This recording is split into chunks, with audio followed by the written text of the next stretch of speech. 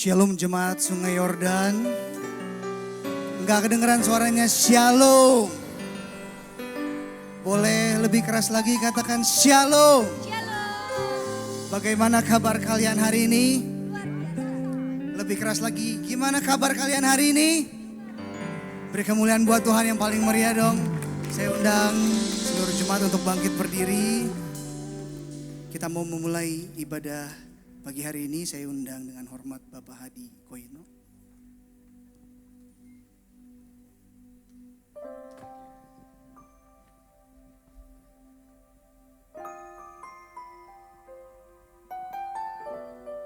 Mari Bapak Ibu saudara-saudaraku, kita akan mulai ibadah pada pagi siang hari ini. Kita akan sama-sama berdoa. Bapa kami yang ada dalam surga, kami mengucap syukur atas kasih Tuhan dalam kehidupan kami. Kami mengucap syukur kami boleh berkesempatan untuk beribadah pada pagi siang hari ini Bapa. Bila saat ini kami mau mempersiapkan hati kami untuk boleh bersuka cita, memuji, menyembah Engkau Tuhan, mendengarkan kebenaran firman-Mu. Dan biarlah kami boleh merenungkan dan melakukan akan firman-Mu ya Bapa. Itulah tujuan hidup kami Bapa. Itulah kekuatan kami Tuhan. Itulah segala sesuatu yang akan kami dapatkan Tuhan jika kami boleh mengenal Engkau lebih dalam lagi. Dan saat ini kami mau bersama-sama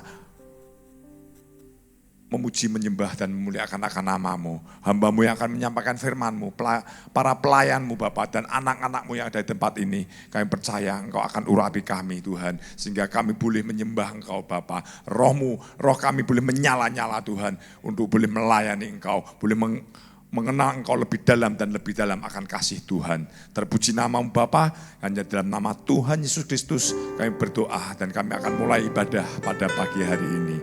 Semua yang percaya kita sama-sama katakan amin. Amin. Beri kemuliaan buat Tuhan yang paling meriah.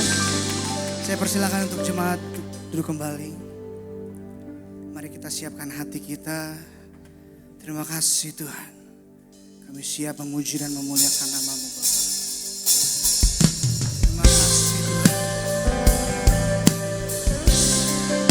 Hanya Engkau yang layak ditinggikan dan layak kami puji Bapa. Haleluya. Sama-sama katakan. Alam semesta melukiskan kebesaran Tuhan. Surga menyanyikan kemuliaan nama-Mu. Hosana, nyanyi Hosana, sana katakan layak dipuji, disembah. Sekarang dan selamanya, Raja atas segala raja, nama-Mu besar termulia. Hanya Engkau yang layak ditinggikan Tuhan. Surga bumi menyembah-Mu Yesus. Sama-sama katakan alam semesta melukiskan kebesaran Tuhan. Bumi dan surga menyanyikan kemuliaan nama-Mu. Hosana, Hosana.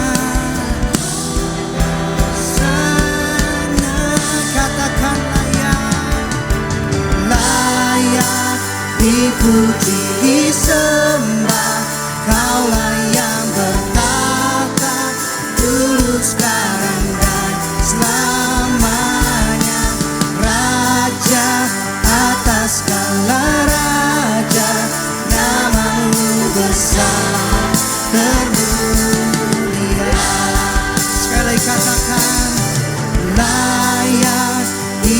dipuji, disembah.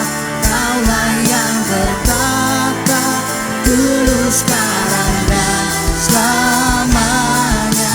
Raja atas segala raja, namamu besar bermulia.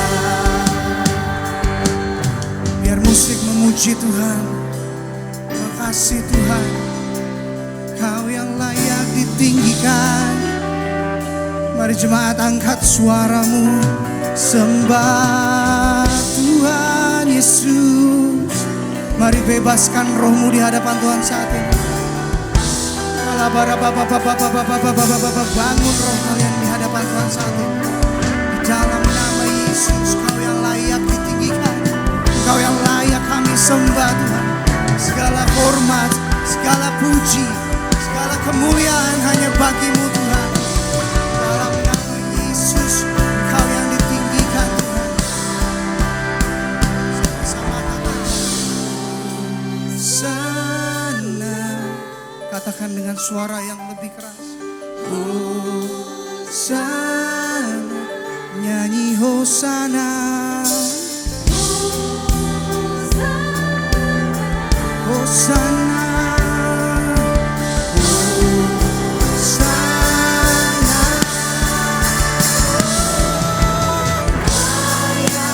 dipuji, disembah. Kaulah yang bertata dulu, sekarang dan selamanya. Raja atas segala raja, namamu besar. Saya undang jemaat untuk bangkit berdiri. Ya, katakan layak dipuji, disembah. Kaulah yang bertata dulu, sekarang dan selamanya. Raja atas segala raja, namamu besar termulia. Termulia. Beri kemuliaan buat Tuhan yang paling meriah. Kau yang layak kami tinggikan Tuhan. Di dalam nama Yesus Kristus kami siap memulai ibadah hari ini. Sama-sama katakan amin. Boleh lebih semangat dong tepuk tangannya.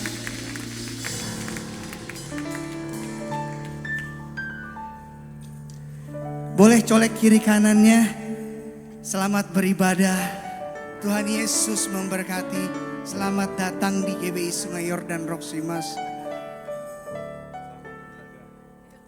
Siapa yang percaya hari ini hari yang terbaik? Boleh lambaikan tangannya.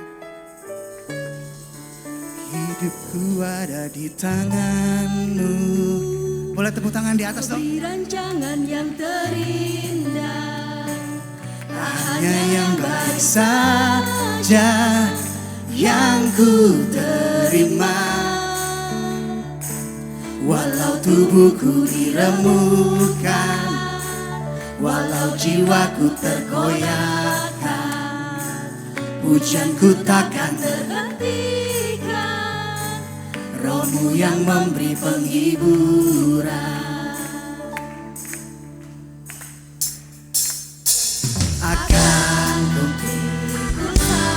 Cukuplah kasih setiamu Tuhan. Ku bertahan, Kau kuat kami Tuhan. Teguhkan imanku. Sama-sama tepuk tangan di atas kepala, katakan ku mau tetap bersyukur, senantiasa bersyukur. Segala yang ku alami, biar kehendak-Mu terjadi. Katakan ku mau tetap bersyukur, senantiasa bersyukur. Hatiku kan bersuka, sebab hari ini katakan hari yang terbaik.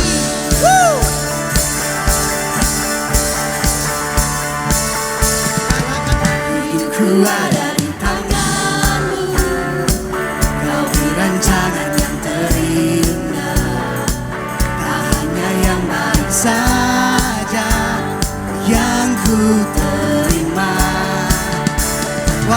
tubuhku dirembukan, walau jiwaku terkoyakkan, pujianku takkan terhentikan. Rohmu yang memberi penghiburan, akan kami pikul salib kami Tuhan. Pikul salibku, cukuplah kasih setiamu. Ku Kau yang menguatkan kami Tuhan dan meneguhkan iman kami. Sama-sama katakan, ku mau tetap bersyukur, senantiasa bersyukur. Segala yang ku alami, kehendakmu terjadi. Ku mau tetap bersyukur, senantiasa bersyukur. Hatiku kan bersuka, sebab hari ini hari yang terbaik. Biar musik memuji Tuhan. Sama-sama katakan, akan ku pikul salibku, kasih setiamu. Kami akan bertahan Tuhan, karena Engkau yang menguatkan kami, karena Engkau yang meneguhkan iman kami. Katakan sekali lagi, akan kami pikul kamu, kami Tuhan akan pikul salib kami. Cukup kasih setiamu Tuhan di dalam kami, untuk kami bertahan. Kau yang meneguhkan iman kami, katakan sekali lagi dengan imanmu, akan ku salib, cukuplah kasih setiamu.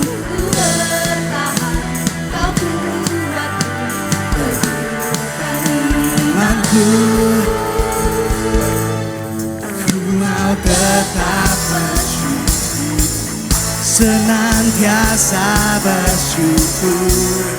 Segala yang ku alami, kehendakmu terjadi. Ku mau tetap bersyukur, senantiasa bersyukur.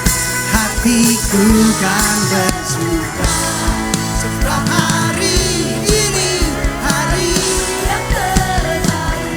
Kemuliaan buat Tuhan yang paling meriah. Hari yang terbaik. Sama-sama katakan,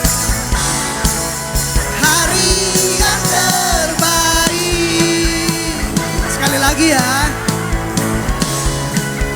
hari yang terbaik. Beri kemuliaan buat Tuhan yang paling meriah. Boleh senggol kiri kanannya lagi, bilang masih kuat memuji Tuhan. Lebih semangat dong, keluarin suaranya dong, keluarin suaranya dong, lebih keras lagi.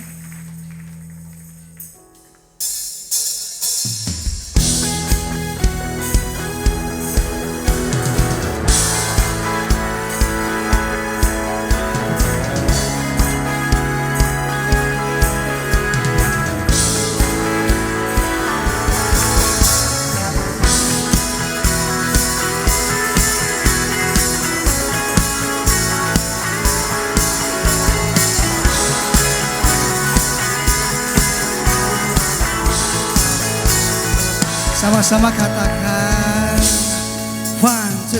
Kami datang bawa pujian, bersama memuji-Mu Tuhan. Satukan suara dan nyanyikan Sorak kemenangan. Gloria, Gloria, Gloria. Besar Tuhan, ditinggikan di atas segalanya. Gloria,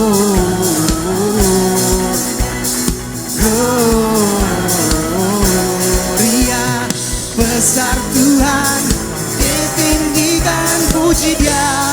Gloria.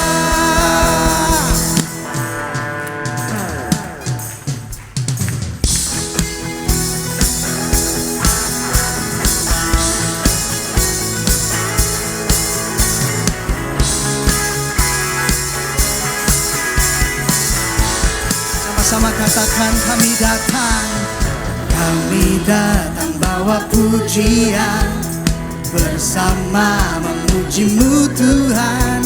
Satukan suara dan nyanyikan sorak kemenangan. Kami datang bawa pujian, bersama memuji-Mu Tuhan. Satukan suara dan nyanyikan sorak. Katakan Gloria, Gloria,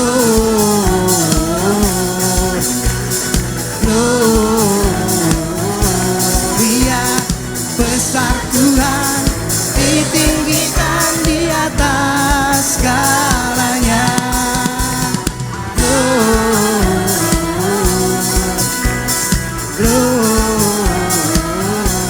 Gloria, Tuhan, ditinggikan, puji Dia.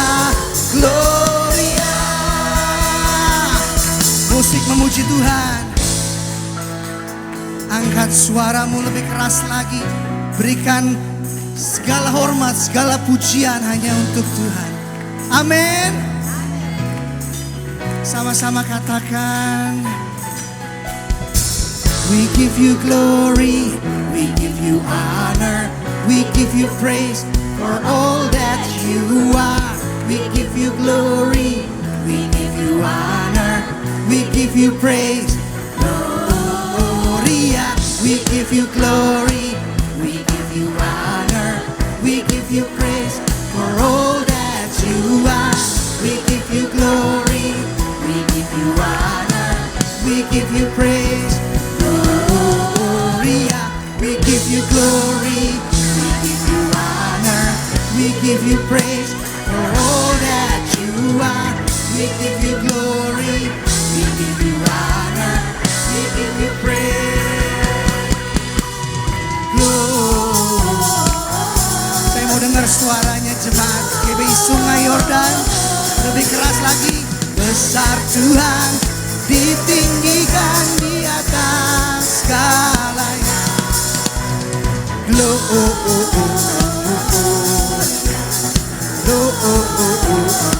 Gloria, besar Tuhan, ditinggikan, puji Dia.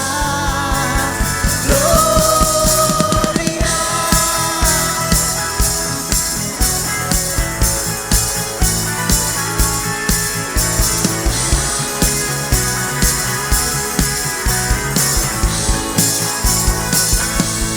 Gloria. Beri kemuliaan buat Tuhan yang paling meriah. Silakan jemaat boleh duduk.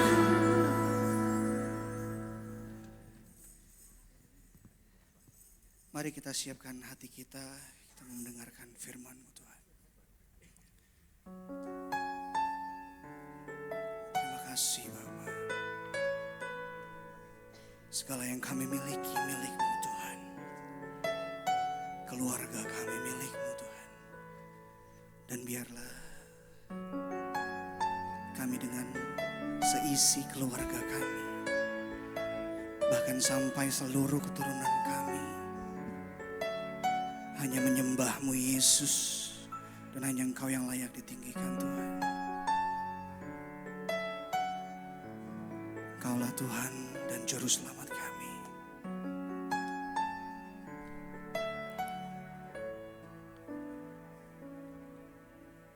Kami bersyukur atas rancangan-Mu yang terbaik dan terindah bagi kami.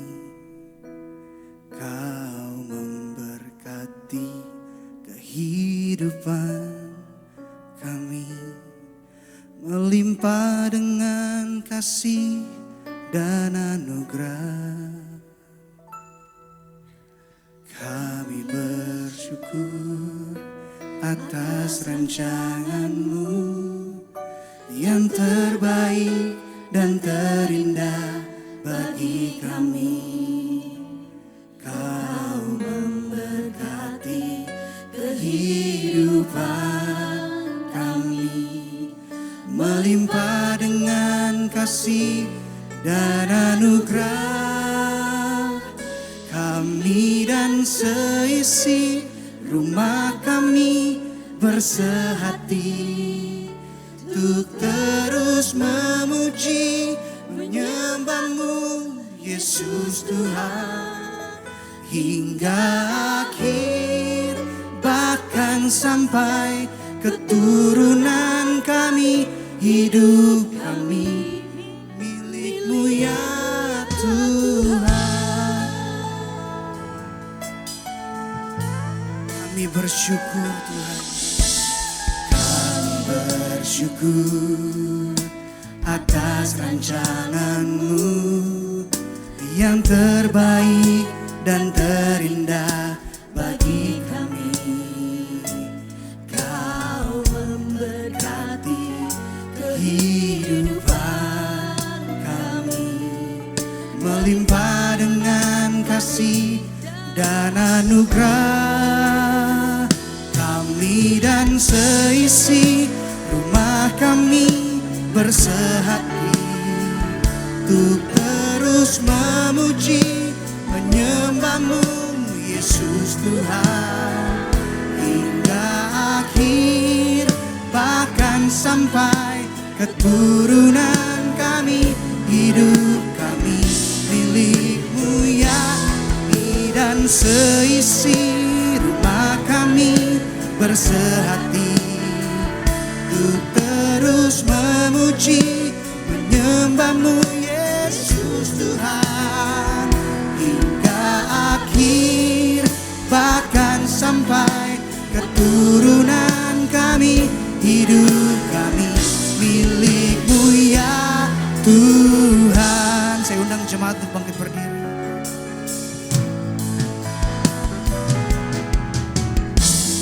Kau yang berdaulat atas hidup dan keluarga kami Tuhan. Kami mau menyembah-Mu Tuhan sampai akhir hidup kami, bahkan sampai keturunan kami. Kami mau menyembah-Mu Yesus. Engkaulah yang jadi juru selamat kami.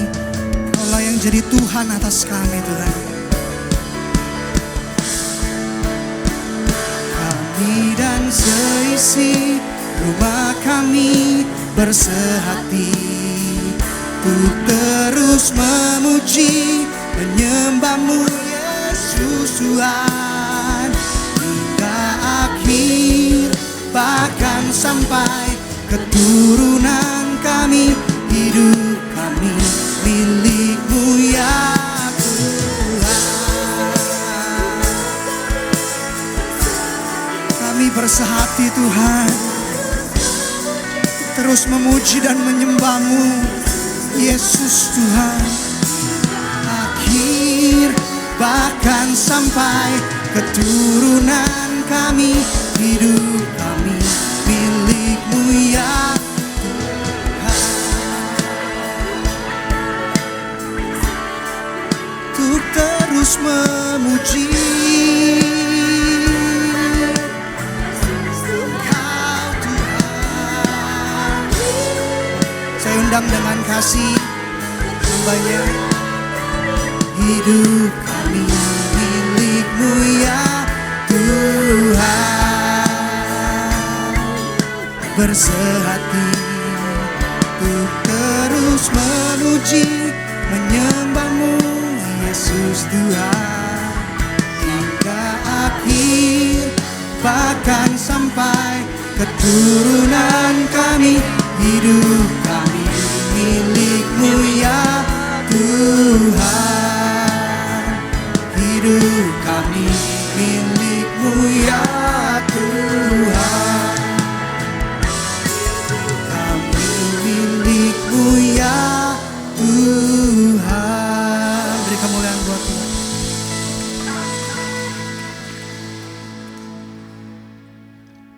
Kami datang kepada terang yang sesungguhnya, terang yang kekal, yang akan mengusir segala kegelapan dari hidup kami. Kami datang untuk mendengar suara dari sorga. Karena itu dari tempat-Mu yang suci Engkau bertata. Berbicaralah dan jadilah kehendak-Mu di surga terjadi di tempat ini dan pemberian firman Tuhan. Apapun keputusan Tuhan dalam keilahian, apapun ketetapan Tuhan dalam kekekalan, terjadilah ketetapan itu, kehendak Tuhan pada pemberitaan firman Tuhan ini.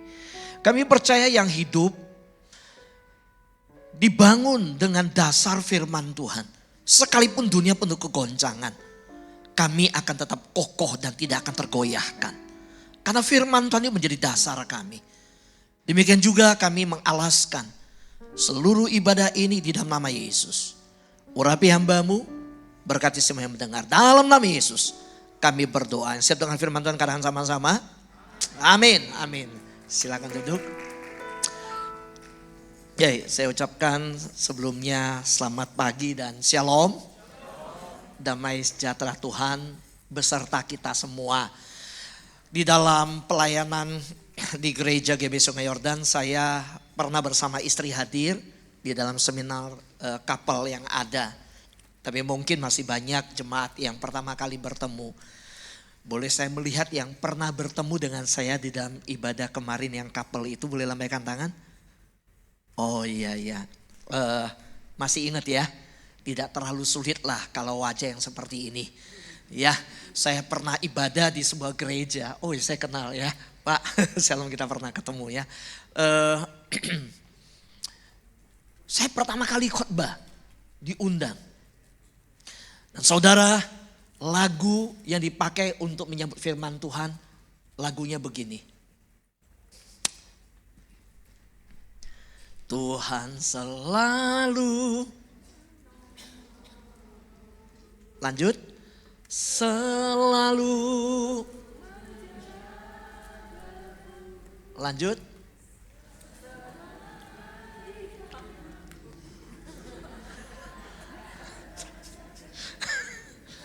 Saudara, yang WL-nya jadi sungkan, saya jadi tugas. Kok dia bisa tahu gitu?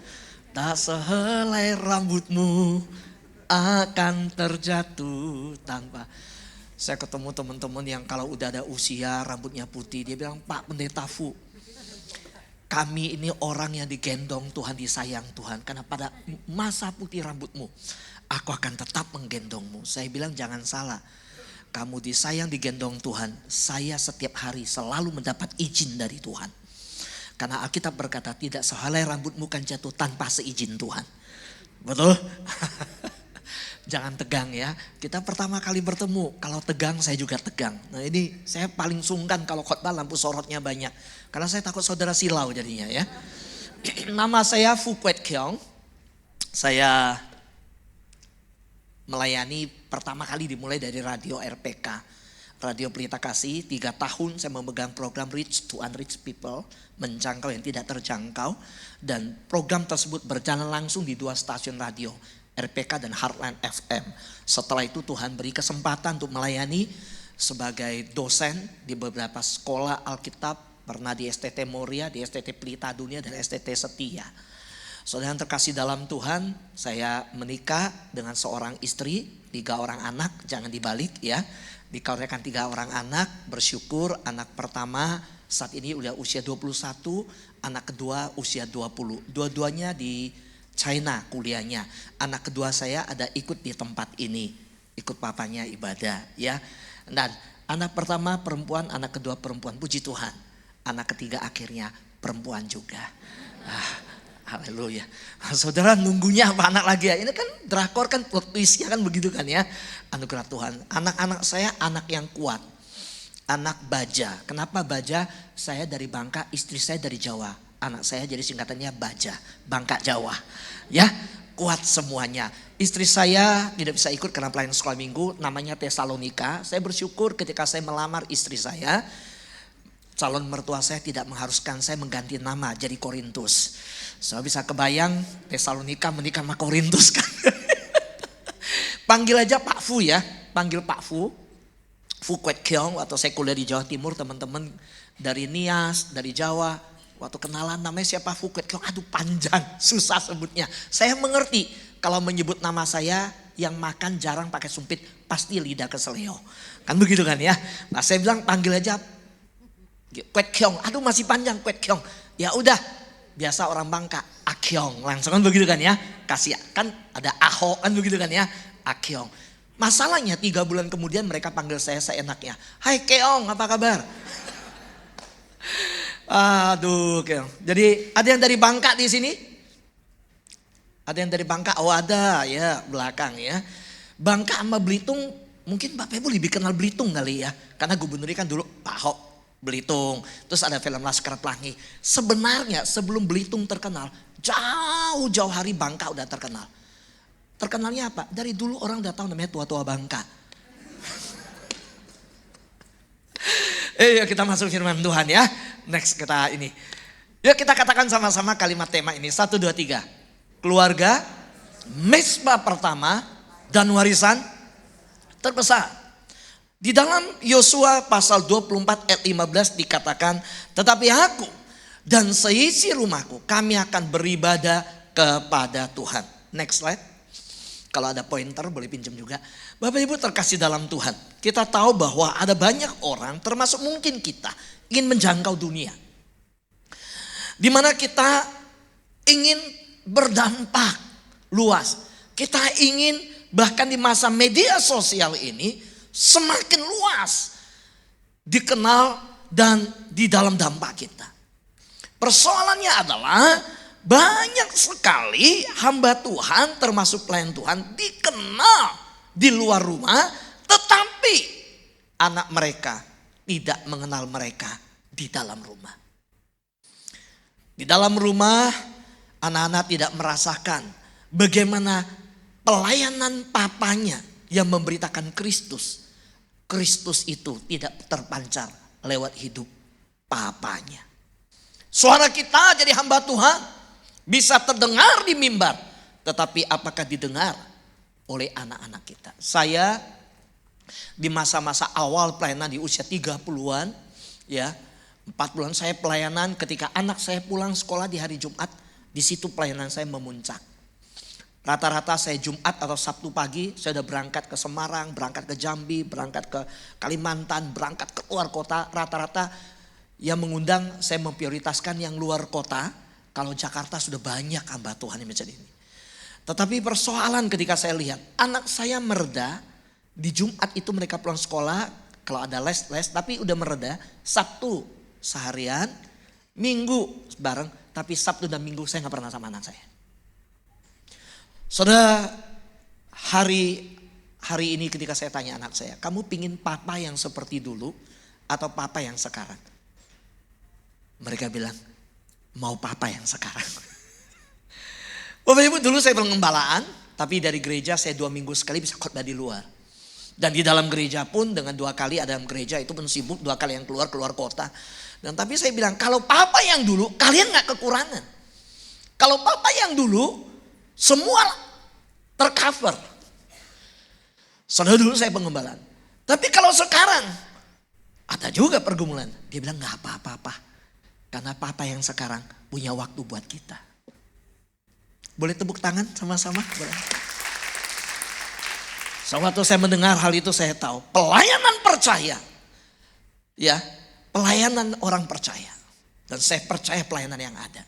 Yang Tuhan kerjakan ketika di Taman Eden adalah keluarga. Bapak Ibu, Tuhan gak bangun lembaga pemerintahan. Tuhan gak bangun lembaga yang lain. Apalagi koperasi desa. Itu bukan Tuhan yang bangun Kopdes. Bukan ya. Ya saudara, Tuhan gak bangun itu semua ya. Tuhan gak bangun lembaga. Yang pertama kali di dunia tercatat. Ketika Tuhan bangun keluarga. Betul gak? Saudara, luar biasa Tuhan. Tanpa anestesi, dia dokter yang luar biasa. Dia tidurkan Adam. Dia ambil tulangnya. Betul gak? Dia bisa lakukan itu. Itu dahsyatnya. Dia berikan Hawa. Dan ketika dia berikan Hawa. Disitulah kita tahu orang Batak sudah hadir di Taman Eden. Inilah dia tulang dari tulangku. Dia berkata begitu kan ya. Nah saudara, lalu menyatu. Itu waktu pertama kali. Waduh ini tulang dari tulangku. Tapi ketika jatuh dalam dosa. Siapa yang memberikan kau makan buah itu? Dia gak bilang, itu tulang dari tulangku. Enggak, si perempuan ini yang kasihkan. Nah lihat ya, dosa merusak semuanya. Termasuk saudara kalau kita mau bicara jujur. Dari semua yang Tuhan ciptakan di Taman Eden. Semua Tuhan ciptakan. Tapi Tuhan tidak menciptakan uang. Betul kan ya? Uang itu kan hasil daripada manusia yang menciptakannya. Tuhan ciptakan taman, ciptakan pohon, bintang, bulan, ciptakan makhluk semua. Tapi uang tidak. Uang itu alat penukar yang manusia ciptakan. Tapi karena uang itu justru hari ini banyak sekali persoalan yang muncul. Perhatikan, ketika kita lihat bagian bagaimana Alkitab berkata tentang komitmen Yosua. Next slide. Mari kita lihat slide selanjutnya. Saudara, saya percaya bahwa sebelum ada mimbar, ada keluarga. Sebelum ada mimbar, ada rumah. Saudara, keluarga pertama dibentuk oleh Tuhan. Tangan Tuhan yang mengerjakan. Saudara, sebelum ada meja makan, sudah ada mimbar. Saudara, sebelum ada gereja, sudah lahir dari rumah yang namanya keluarga itu di dalam rumah. So, sebelum ada mimbar ada rumah. Ada banyak hal yang dimana kalau kita pelajari Alkitab, sebelum kita berbicara tentang generasi bagi bangsa-bangsa, ada generasi yang Tuhan tempatkan di dalam rumah kita. Ada banyak orang keluar tapi lupa apa yang harus dia kerjakan. Ada seorang yang dicatat dalam sejarah dia ingin mengubah dunia. Ketika umur 20-an dia ingin mengubah dunia. Ketika umur 30-an dia gak berhasil ubah dunia. Dia bilang saya mengubah lingkungan saya. Dia umur 40 tidak bisa mengubah lingkungannya. Dia ingin mengubah keluarganya. Umur 50 dia gak bisa mengubah keluarga. Dia ingin ubah pasangannya. Sampai ketika dia terbaring di rumah sakit dia tahu satu hal. Dia harus mengubah mulai dari dirinya dulu sebelum mengubah orang. Bapak Ibu tahu. Sebelum ada mimbar ada rumah. Yuk katakan kalimat ini. 1, 2, 3. Sebelum ada. Iya. Kalau kita melihat next slide. Saya menemukan konteks dalam Yosua 24 ayat 15. Soalnya konteksnya apa? Yosua di dalam konteks ini ada di penghujung hidupnya. Dia kumpulkan seluruh bangsa Israel. Ingat ya. Yosua ini seorang yang pertama kali namanya muncul. Ada yang tahu namanya muncul di mana pertama kali? Waktu mereka keluar dari Mesir. Bangsa Israel tidak cari masalah. Tapi bangsa Amalek datang memerangi mereka. Betul ya? Lalu waktu bangsa Amalek memerangi mereka. Musa berkata, Yosua, kamu bawa bangsa ini hadapin Amalek. Aku, Harun dan Hur akan naik ke atas bukit. Masih ingat? Nah itu Yosua muncul namanya pertama. Kalau kita lihat mungkin anak muda yang pemberontak mungkin mikirnya begini, enak aja. Kamunya di mana kamu naik ke atas? Saya disuruh maju. Kita yang hadapin pedang. Kita yang nyawa. Lu naik buat apa naik ke atas? Tapi tidak tercatat Yosua mengeluh. Tidak tercatat Yosua berontak. Yosua taat. Nah, taat itu kadang-kadang gini. Kerjakan dulu, ngerti belakangan. Katakan 1, 2, 3. Kerjakan dulu, ngerti belakangan. Selalu bayangkan, Israel 430 tahun lebih. Terlahir generasi demi generasi. Itu di Mesir. Mereka bertani, bercocok tanam, beternak. Mereka kerja rodi. Mereka bukan orang yang pegang pedang. Nggak ada pengalaman perang. Ketika mereka keluar dari Mesir, apa yang terjadi? Amalek datang menyerang. Dan saya menemukan sesuatu yang luar biasa. Musa bukan mengumpulkan orang lalu meeting begini. Ayo, kita baru keluar, kita belum pernah perang. Kita harus seperti bangsa lain, ada jenderalnya. Ayo siapa jadi jenderal? Ayo bikin strategi. Ayo ya buat pedang, buat perisai. Siapkan produksi pedang perisai lalu atur. Enggak loh, saya enggak lihat cerita melawan Amalek Musa mengumpulkan rapat, enggak. Musa rapatnya sama Tuhan. Tuhan kasih dia download isi hati Tuhan, dia dapat dan dia bilang, Yosua, kamu maju, saya ke atas. Saudara pernah enggak lihat strategi perang yang begitu? Tangan diangkat menang, tangan turun ternyata kalah. Pernah ketemu begitu? Tapi saya justru menemukan tangan yang di atas bukit, tangan yang terangkat di atas bukit lebih berkuasa daripada pedang yang di bawah lembah. Ketika mereka dengan pedangnya di bawah lembah menyerang melawan Amalek. tangan di atas turun, mereka kalah. Ketika tangan itu dinaikkan, mereka menang. Saudara, ternyata tangan yang terangkat di atas bukit lebih berkuasa daripada pedang yang dibawa lembah berperang. Hari ini saya mau katakan, berapa banyak orang tua sibuk memperhatikan kuliah anak, masa depan anak, studi anak, semua hal. Kita lupa satu hal. Sibuknya kita lari ke sana sini dan berjalan, bisa tersandung. Tapi kalau orang berlutut, nggak akan tersandung. Saya mau tanya, apakah orang yang berlutut bisa tersandung? Nggak ada. Kalau orang berjalan bisa tersandung? Bisa. Betapa berkuasanya Tuhan ajarkan hari ini. Mesbah keluarga itu penting di hadapan Tuhan. Amin. Tepuk tangan bagi Tuhan kita. Saudara, inilah seorang anak muda yang dilatih oleh Yosua dan ketaatan. Ketika berperang selesai Musa, dia menggantikan posisi Musa, Tuhan pilih dia. Dan dia mulai melangkah. Selesai seluruh perjalanan pelayanan yang dia kerjakan.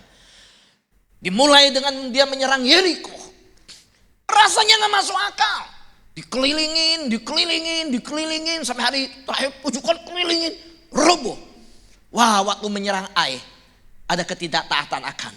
Mereka lari kocar-kacir dan meninggal. Betul ya? Pertama kali menyerang Yeriko, lalu menyerang Ai. Dan yang luar biasa, kita melihat Yosua taat. Dan di akhir hidupnya, di situ kita melihat satu kesimpulan yang luar biasa. Dia kumpulkan semua rakyat dan dia mengingatkan mereka tentang karya Tuhan bagi bangsa Israel. Dia bawa mereka kepada satu keputusan. Pilihlah pada hari ini kepada siapa kamu akan beribadah. Dan Yosua gak bilang, aku akan beribadah. Enggak. Dia pakai kalimat, aku dan seisi itu. Aku dan seisi rumahku. Berarti keluargamu adalah tanggung jawab kehidupanmu. Berarti keluarga kita yang beribadah kepada Tuhan adalah panggilan Tuhan untuk kita membawa mereka datang kepada Tuhan. Saudara, kami percaya kepada Tuhan Yesus gak mudah. Waktu nenek saya pertama kali, keluarga kami marga Fu itu percaya Tuhan Yesus. Itu dari nenek saya. Di Pulau Bangka, ya, yang dari keluarga Fu percaya kepada Tuhan, itu mulai dari keluarga kami. Saudara, orang Bangka itu orang hak ngin, orang bilang hak singin, orang kek, ya. Dan itu datangnya sebagai pekerja timah, dan itu diambil per paket, 100 orang, satu paket 10 orang. Ambil dari mana? Dari Filipina, dimasukkan oleh Belanda untuk kerja. Jadi kami bukan langsung, banyak yang tidak langsung dari Cina, tapi dari Cungko udah ke Filipina, dari Filipina diambil masuk ke Bangka. Seperti itu. Nah, dan nenek moyang kami pun orang percaya Tuhan. Termasuk rumah leluhur kami masih ada di Bangka. Dan saudara tahu, ketika dari keluarga besar, famili pada waktu nenek saya percaya Tuhan Yesus, seluruh marga yang sama dengan nenek saya menolak keluarga kami, membuli kami. Apa yang terjadi ketika keluarga bertobat? Ceritanya, kakek saya stroke. Kakek saya kerja di PT Timah, mengendari bedhu, ya, kerja di PT Timah, kena stroke. Zaman dulu sakit apapun datangnya ke Taipak. Atau tahu Taipak? Taipak ya, paranormal atau apa ya, Taipak. Nggak, dan nenek saya begitu stres melihat keuangan keluarga. Nenek saya punya berapa anak? Total 13 anak. Sisa 5 anak. 8-nya kemana? Kasih ke orang. Kakek saya pulang kerja, loh anak satu itu mana? Nenek saya cuma jawab, udah saya udah kasih ke orang. Dari jendela kasih. Nggak bisa, susah. Sisa 5. Dan dari 5 anak, papa saya bukan nomor 1 sebenarnya dari urutan. Tapi karena udah kasih ke, akhirnya papa saya jadi yang paling besar. Ketika kakek saya stroke, nenek saya berusaha merawat, berusaha obati. Tapi kita tahu zaman sekarang, dulu bagaimana, sekarang aja belum tentu terjangkau ya kan di Jakarta. Apalagi dulu ada golden period ya. Ya kan? Waktu merawat, dibongkar-bongkar, beresin lemari, nenek saya ketemu kertas-kertas kecil yang ada tulisan angka-angka. Tahu apa itu? Ternyata kakek saya selama ini dapat gaji, dia nggak kasih semua kepada nenek saya. Dia beli nomor. Jadi waktu nenek saya bongkar lemari, kelihatan nomornya. Nah itu, padahal suami itu udah jelas semua uang adalah milik istri. Ibu-ibu setuju nggak? Langsung deh, ada yang colek bapaknya tuh dengar. Nah, kecewalah nenek saya dengan apa yang dilakukan oleh suaminya. Dalam kekecewaan yang ada, nggak punya apa-apa, semua babi dijual habis dan mulai terjadi. Tiap sore dia panggil babinya pulang, padahal udah dijual. Oh, udah ada something loh, udah nggak merawat diri. Akhirnya papa saya bawa ke Taipa ngobatin. Saudara, kalau di Bangka kita saking nggak punya uang kasih ke orang, Taipa itu kita kasih amplop merah aja, namanya colisi, tanda terima kasih. Masalahnya Taipa itu juga manusia. Waktu nenek saya selesai berobat keluar dari rumahnya, papa saya cuma kasih angpau, angpaunya kosong. Dia langsung buka, lihat papa saya dimarahin, lain kali kamu gak usah datang. Papa saya kecewa sekali, kaget. Suatu hari seorang hamba Tuhan dari Norwegia lewat rumah nenek saya. Roh Kudus bicara, rumah ini ada masalah, masuk ke dalamnya. Bayangin, itu misionaris. Di masa misionaris belum dicabut izinnya ya, masih bisa.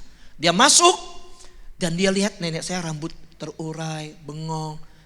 Dia lihat di kamar kakek saya kebaring, dia bicara ke papa saya. Oh, sakit apa? Tanya. Boleh gak saya doakan? Papa saya bilang, enggak, jangan doakan, gak boleh. Oh, kenapa gak boleh?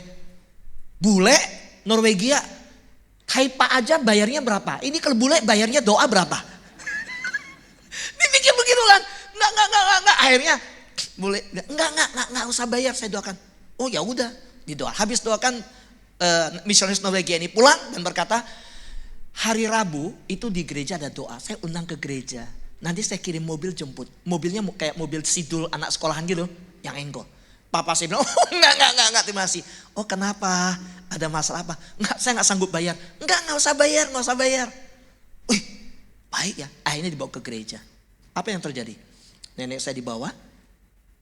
Ketika pertama kali datang ke gereja, selesai ibadah, pendetanya turun, kumpulkan semua berkeliling. Nenek saya di tengah. Mereka angkat tangan, mereka nyanyi, mereka nangis, mereka doakan. Eng-se-nya nama nenek saya. Mereka NG. Dan papa saya kan gak ngerti, baru masuk gereja. Papa saya buka mata aja liatin. Tapi hati papa saya disentuh Tuhan. Orang yang tidak kenal mamanya, pertama kali masuk gereja, kok orang Kristen bisa nangis dan dia dengar kalimat sembuhkan ibu ini. Di situ hati papa saya dijamah Tuhan. Tepuk tangan bagi Tuhan kita. 3 bulan kemudian nenek saya yang tiap sore panggil babinya pulang, sampai ada kejadian buka baju turun ke jalan, itu nenek saya. Mau ngobat kemana? Tapi 3 bulan kemudian di gereja didoakan, sembuh total dan Tuhan jamah dia. Sekali lagi tepuk tangan bagi Tuhan. Disitulah nenek saya berkata, aku dan seisi keluargaku, kami akan beribadah kepada Tuhan. 5 anaknya, dia katakan mulai hari ini tidaklah lagi penyembahan, tidaklah lagi patung, tidak ada lagi yang lain, tidak ada lagi pai-pai. Kita hanya percaya pada Tuhan Yesus. Disitulah saya percaya keputusan yang mengubah hidup saya. Saya bisa jadi hamba Tuhan karena sebuah keputusan dari nenek saya yang demikian. Tepuk tangan bagi Tuhan. Bapak Ibu terkasih dalam Tuhan, Yosua dengan tegas bukan berkata aku akan beribadah. Oh anak saya terserah mau cari Tuhan apa enggak. Ada kebebasan. Zaman sekarang zaman bebas. Terus anaknya bilang kan mama itu kan pilihan papa mama. Kalau aku kan punya hak asasi manusia. Bayangin saking sering makan hamburger dia minta hak. Kalau aku punya hak gak ibadah gini. Tapi saya bersyukur ketika nenek saya memutuskan semua nyembah Tuhan. Next slide. Mari kita lihat. Mezbah pertama. Itu di keluarga. Keluarga adalah mezbah pertama. Saudaraku yang terkasih dalam Tuhan. Tahukah kita tempat mengenal Tuhan? Itu ada di keluarga. Saudara anak pertama Anak itu pertama-tama itu melihat doa, ketaatan, persembahan keluarga, pelayanan. Semua itu di rumah. Bukan gereja dulu. Yang sepakat katakan amin. Di rumah. Saudara yang terkasih dalam Tuhan, tempat belajar mengampuni. Bukan dari khotbah. Tapi dari cara papanya, mamanya, bagaimana menjalankan hidup dan mengampuni dan minta maaf. Dia belajar pengampunan. Saudara, iman di kehidupan biasa itu bukan di tempat lain belajarnya. Di meja makan. Di mobil. Saudara, suatu hari saya pergi ke PIK sama anak saya parkir mobil, mereka turun duluan. Hari itu, waktu itu matcha lagi terkenal ya. Matcha tahu ya? Nah, suka matcha? Nah, suka ya. Kalau saya matcha bikin sendiri pakai daun kelor. Yang penting warnanya hijauan begitu ya. Ya pahit ya. Nah, saudara mereka parkir, saya masuk. Lalu datang satu keluarga parkir. Karena saking matcha itu terkenal, anak ini buru-buru. Anaknya banyak, keluarga satu mobil turun. Tolong ajarin anak-anak kita juga etika. Dia buka pintu. Boom, mobil saya kena. Tahu ya, anak-anak yang gak ngerti bukan. Kalau anak saya ngajarin semua. Selalu anak saya udah tahu kalau berhenti, buka mobil, mereka turun pelan-pelan. Bahkan tangannya tahan mobil. Supaya gak kena mobil orang. Mau pek, aduh. Saudara, dia masuk ke toko yang sama. Anak istri saya di sana. Saya masuk, keluarga ini agak sungkan ya. Nggak minta maaf. Pura-pura nggak tahu lagi. Saya bilang, Pak, hati-hati buka pintunya. Udah, saya masuk. Lalu saya cerita ke keluarga. Ada anak yang kepancing. Ya udah Pak, banting balik pintu aja. Ya waktu keluar, waktu mau ngambil mobil. Ya mana Baret Pak? Baret, dia kan belum keluar keluarganya. Banting lagi balik aja. Baret. Tapi ketika ada anak yang berkata demikian, saya tahu pendidikan iman dimulai dari situ. Lalu ada yang berkata, enggak lah, biarin, Tuhan juga tahu. Kita gak usah balas. Boleh tepuk tangan bagi Tuhan kita? Nah, saudara, ya kan wajar dong, anak-anak kan emosi. Namanya usia belum tahu. Dari mana dia belajar? Dari kita soal pengampunan. Betul? Suatu hari saya ke pasar, saya kalau belanja pakaian, ya rata-rata kami keluarga langganan belanjanya di Paris. Pasar Laris. Paris bukan. Di tempat kami namanya Pasar Laris, itu Paris namanya ya. Belanja di situ. Suatu hari kami beli kowang, susu kacang kowang namanya ya, itu beli. Lalu orang yang kembalinya udah kembalian, anak saya beli, kita jalan. Anak saya hitung, uangnya lebih kembaliannya. Itu ramai itu susu kacangnya. Nah terus saya liatin dia gimana. So saya bersyukur. Bisa jadi kan seorang anak bilang, ya udah salah dia kok. Kerja hati-hati. Tadi saya juga nggak dilayani dengan bagus, mentang-mentang ramai. Kan bisa memakai kekecewaan untuk dapat keuntungan. Betul kan? Kelebihan. Terus gimana? Saya tanya dulu, saya nggak kasih jawaban. Terus gimana? Kecil. Umur itu waktu itu dia umur 10, dia bilang gini. Saya balikin ya. Kasihan, nanti bosnya potong uangnya dia kena marah.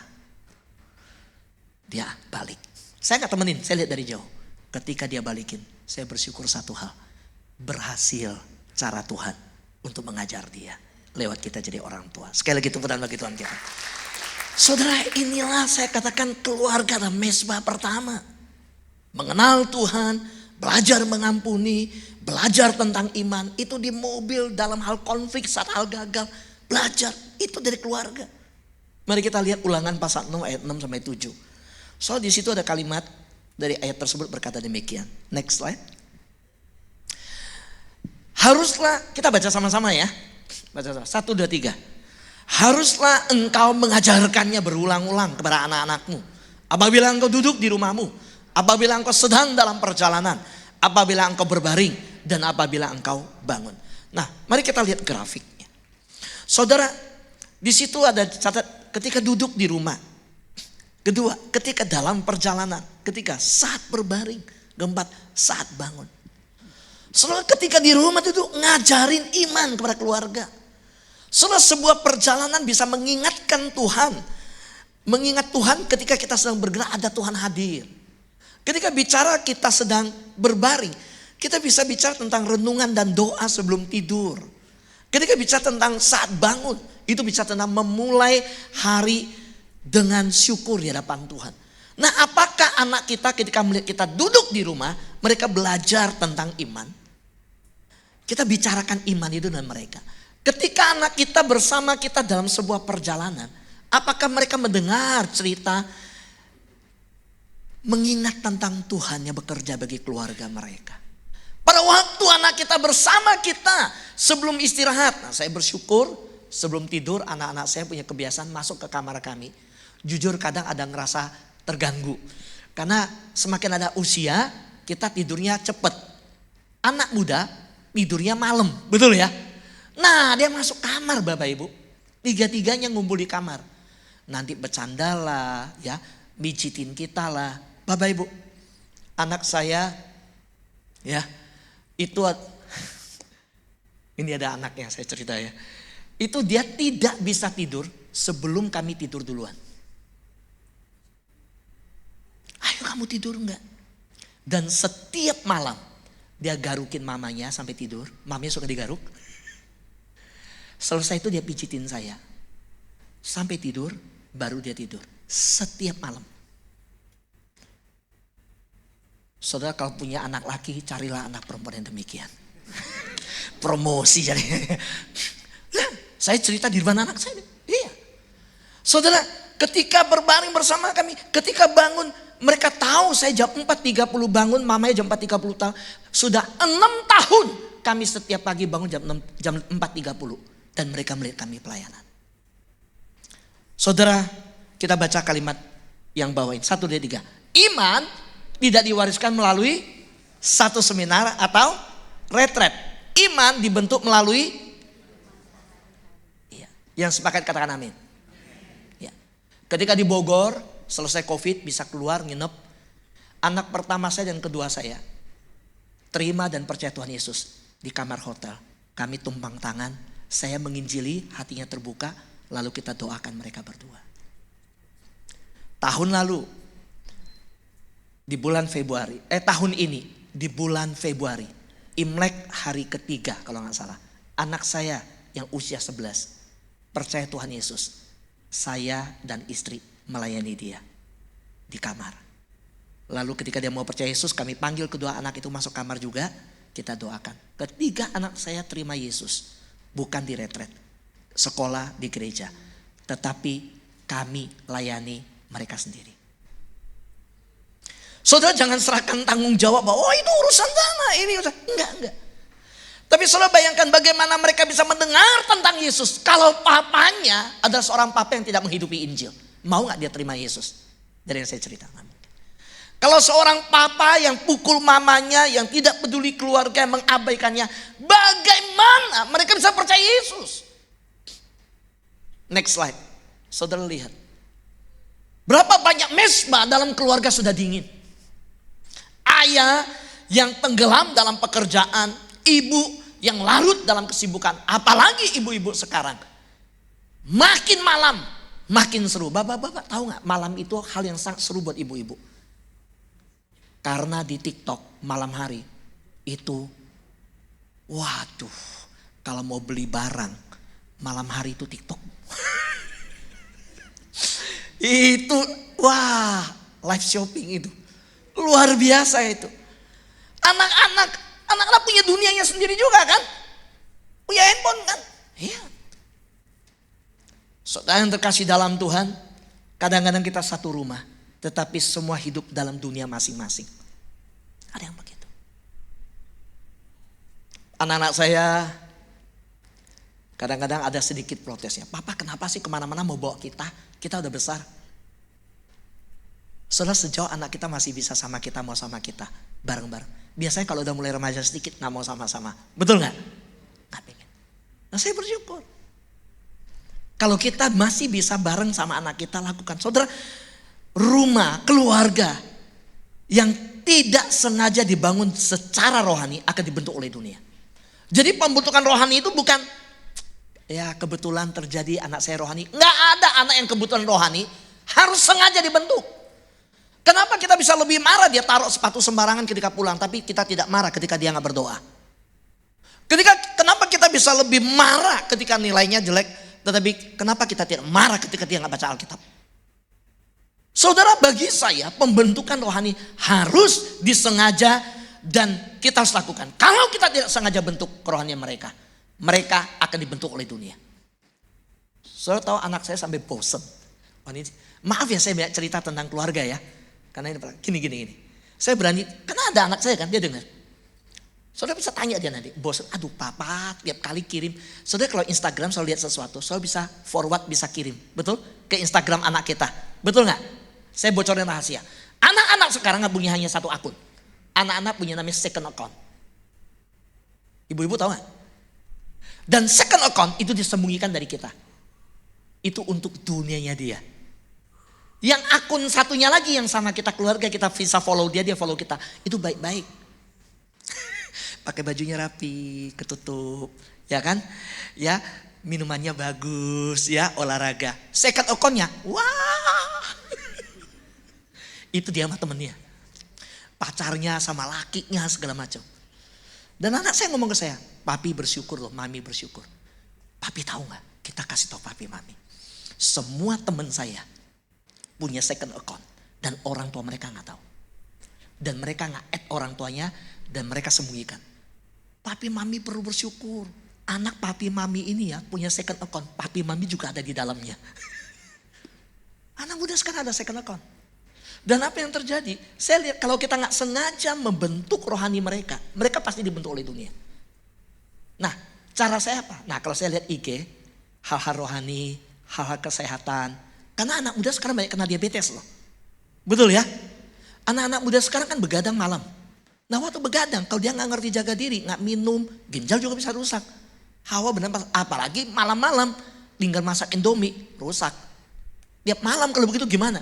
Nah saya kirimin, setiap lagi bermanfaat saya kirim. Saya sedang bicara ke mereka bahwa papa ingat kamu. Hanya itu aja. Saya kirim ke WhatsApp mereka, beritahu kirim. Saya gak tahu dia baca apa enggak, tapi paling gak dia tahu. Papanya memperhatikan dia. Sengaja dibentuk. Saudaraku yang terkasih dalam Tuhan. Dunia sekarang dunia mengerikan. Kalau kita gak bentuk anak kita. Dunia ini media sosial seperti vacuum cleaner. Vacuum cleaner kalau kita jalanin apapun disedot kan. Gitu. Pikiran anak kita disedot. Waktunya disedot. Semua disedot. Mari kita lihat next slide. Warisan terbesar. Bagi saya bukan harta. Tapi iman. Kalau nggak punya iman, harta seberapapun pasti habis. Ada seorang ibu di sebuah asuransi, top agent, sangat terkenal, punya 4 anak, dan anak yang paling besar dia siapkan untuk menerima warisan untuk melanjutkan asuransinya dia, dan dia bawa. Wah, terjadi keributan tegang. Lalu bicara dengan saya, Pak, gimana sih? Anak buah saya maju semua, anak sendiri nggak jadi contoh, gagal terus. Saya pingin kalau saya udah meninggal di surga, dia itu bisa berhasil jalanin ini gitu. Saya bilang, Bu, dia punya hati gak? Kalau dia gak punya hati bukan panggilan, ibu paksain. Nanti di surga ibu lihat, malah ibu sedih apa yang ibu bangun hancur semua. Oh iya ya, kenapa aku gak pikir ya? Dia bilang. Saya bilang siapin imannya dulu, siapin karakternya.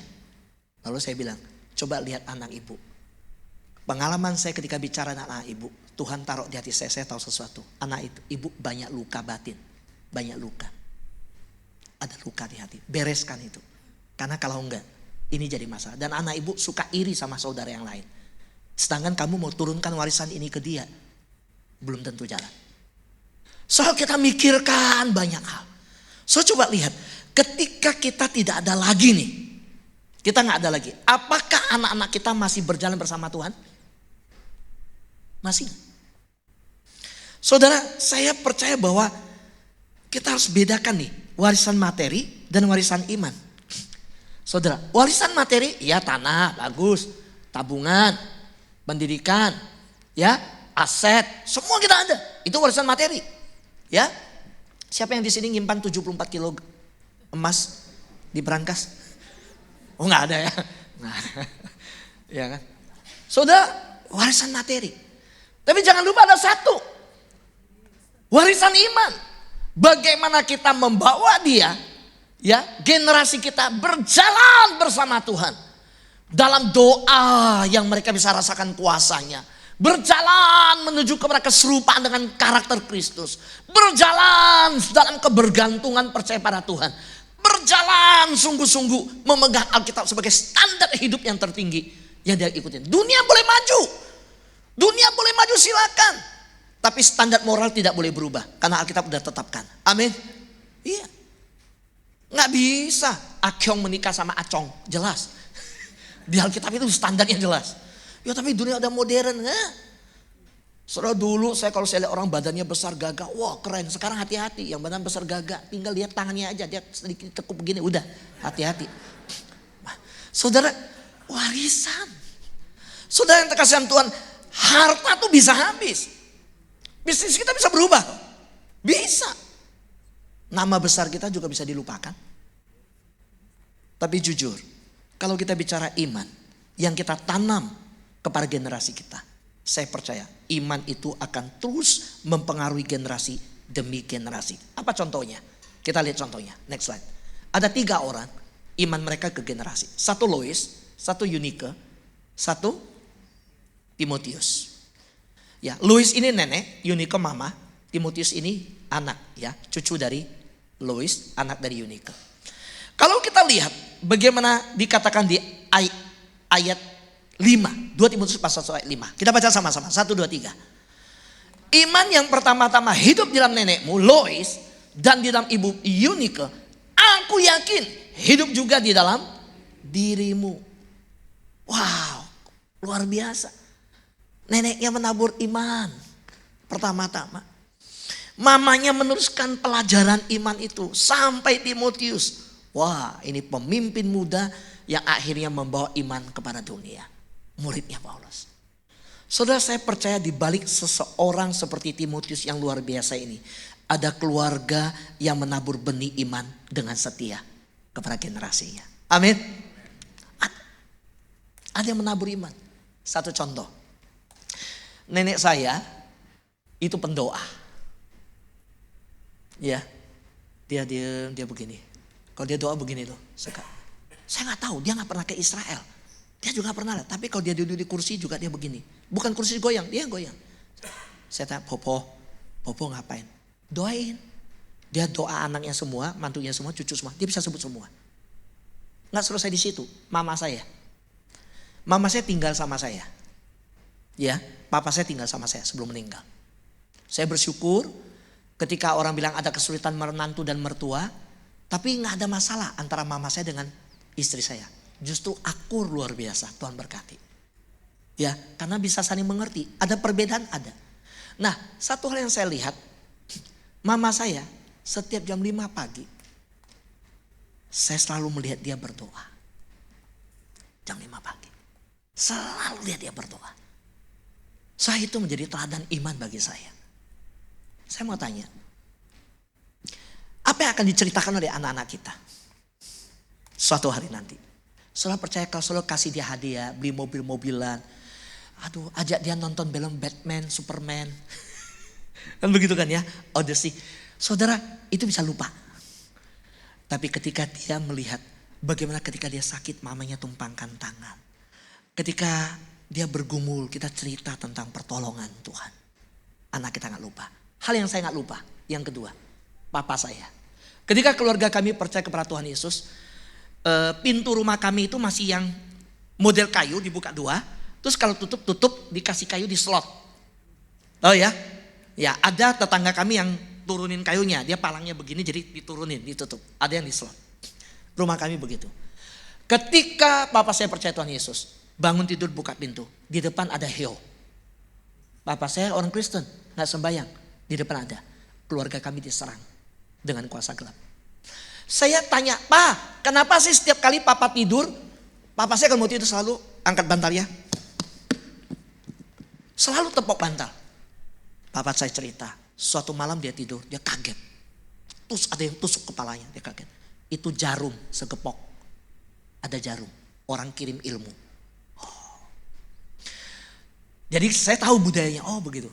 Terus suatu hari papa mau tidur. Ya, papa saya selalu nonton Dunia Dalam Berita jam 9. Selesai nonton, beres semua, ya, anak udah tidur. Dia tidur.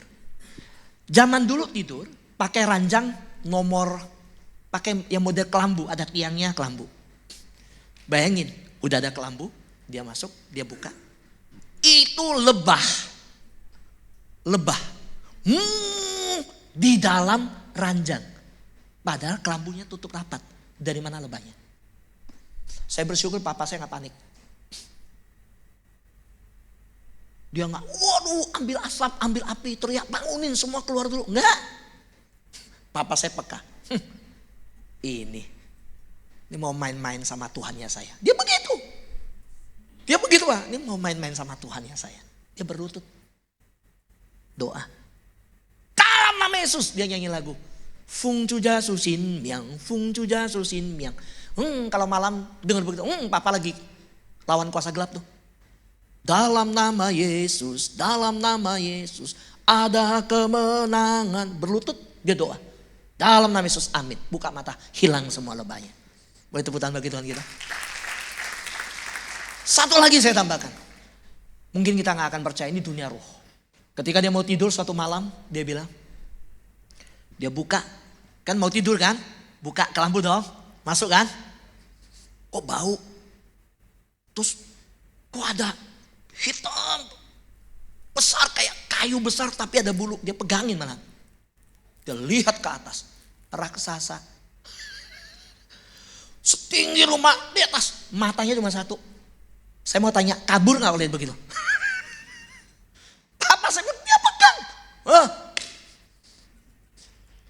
Papa saya berlutut, doa tengking dalam nama Yesus. Tahu apa yang terjadi? Buka mata, cuma segepok beling, breng, segepok. Wow. Dari mana Tuhan memberikan saya kesempatan mengusir setan melayani dan berani? Karena itu belajar dari papa saya. Saudara, tinggalkanlah kisah dan cerita tentang kuasa Tuhan bagi keluargamu. Karena mereka suatu hari dalam bisnis mungkin akan ada yang tusuk dari belakang. Dia punya kepekaan. Mungkin suatu hari dalam bisnis ada yang merancangkan kejatuhannya. Tapi dia tahu cara untuk menghadapinya. Mungkin dalam perjalanan hidup ada yang mengkhianatinya. Dia belajar tentang pengampunan. Dan belajar bergantung pada Tuhan. Amin. Next slide. Ini ada ibadah lagi setelah ini? Nggak ada ya? Pak puji Tuhan, saya paling senang. Kalau ada ibadah selanjutnya khotbah kan mepet kan. Kalau nggak ada saya bisa biasanya 1,5 jam sampai 2 jam saya khotbah. Waduh Pak jangan. Ini dudung Roxy enak nih Pak. Lapar nih Pak. Saudara saya mau tutup dengan ini. Kita melihat beberapa hal ini ya. Pertama kita lihat setelah ini. Generasi membutuhkan teladan. Bukan hanya nasihat. Kita baca 1, 2, 3. Generasi membutuhkan teladan. Bukan hanya nasihat. Bukan dengarkan papa ya. Dengarkan. Enggak. Lihat bagaimana papamu berjalan sama Kristus. Apalagi yang generasi lihat? Ya, jadi pertama meminta maaf. Kalau salah ya minta maaf. Jadi istri salah minta maaf. Kalau jadi papa terhadap anak salah minta maaf. Ya kok minta maaf kita gak salah? Loh Yesus gak salah di kayu salib. Tapi Yesus bilang Bapa ampunilah mereka. Yesus minta pengampun untuk mereka. Hati-hati ya, jangan mengutuk. Hati-hati, jangan terpancing ngutuk generasi. Kalau marah sama anak sampai, oh, papa doain kamu ya, kamu udah. Bahaya sekali kalau keluar. Selalu ingat, ketika dalam kehidupan bergereja, kita jalaninlah Yesus bilang, berkati, jangan mengutuki. Betul? Karena gini loh, ayo saya mau tanya, siapa yang pilih berkat? Angkat tangan. Amin. Turun. Sekarang siapa yang pilih kutuk? Angkat tangan. Nggak ada kan?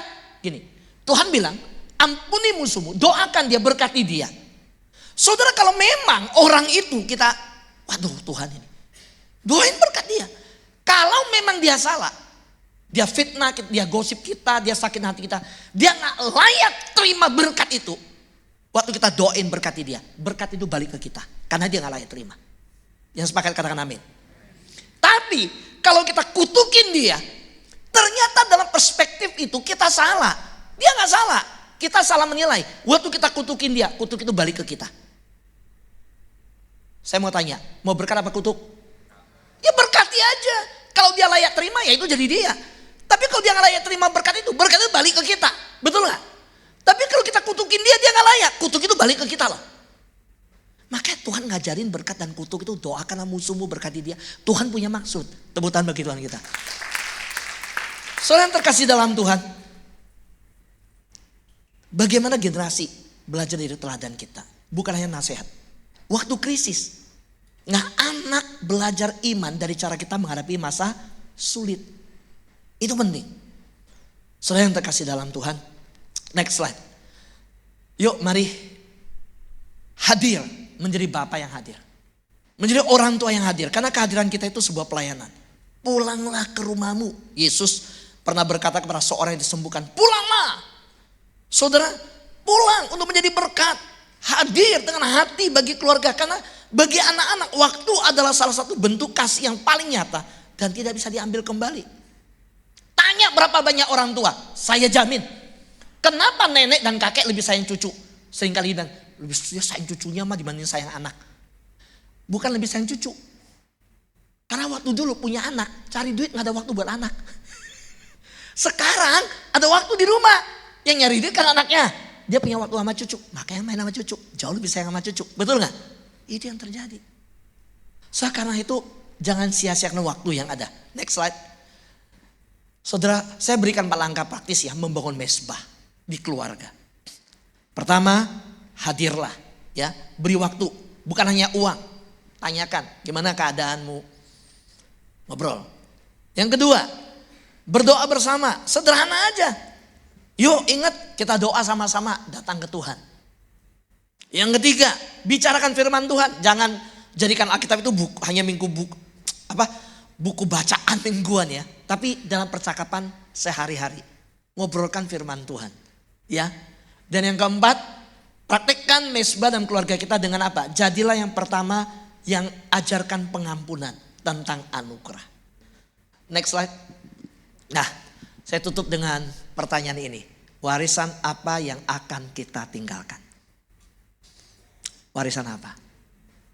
Kalau saya belajar dari Yosua, dari Timotius, ya, dari Yesus yang berkata pulanglah.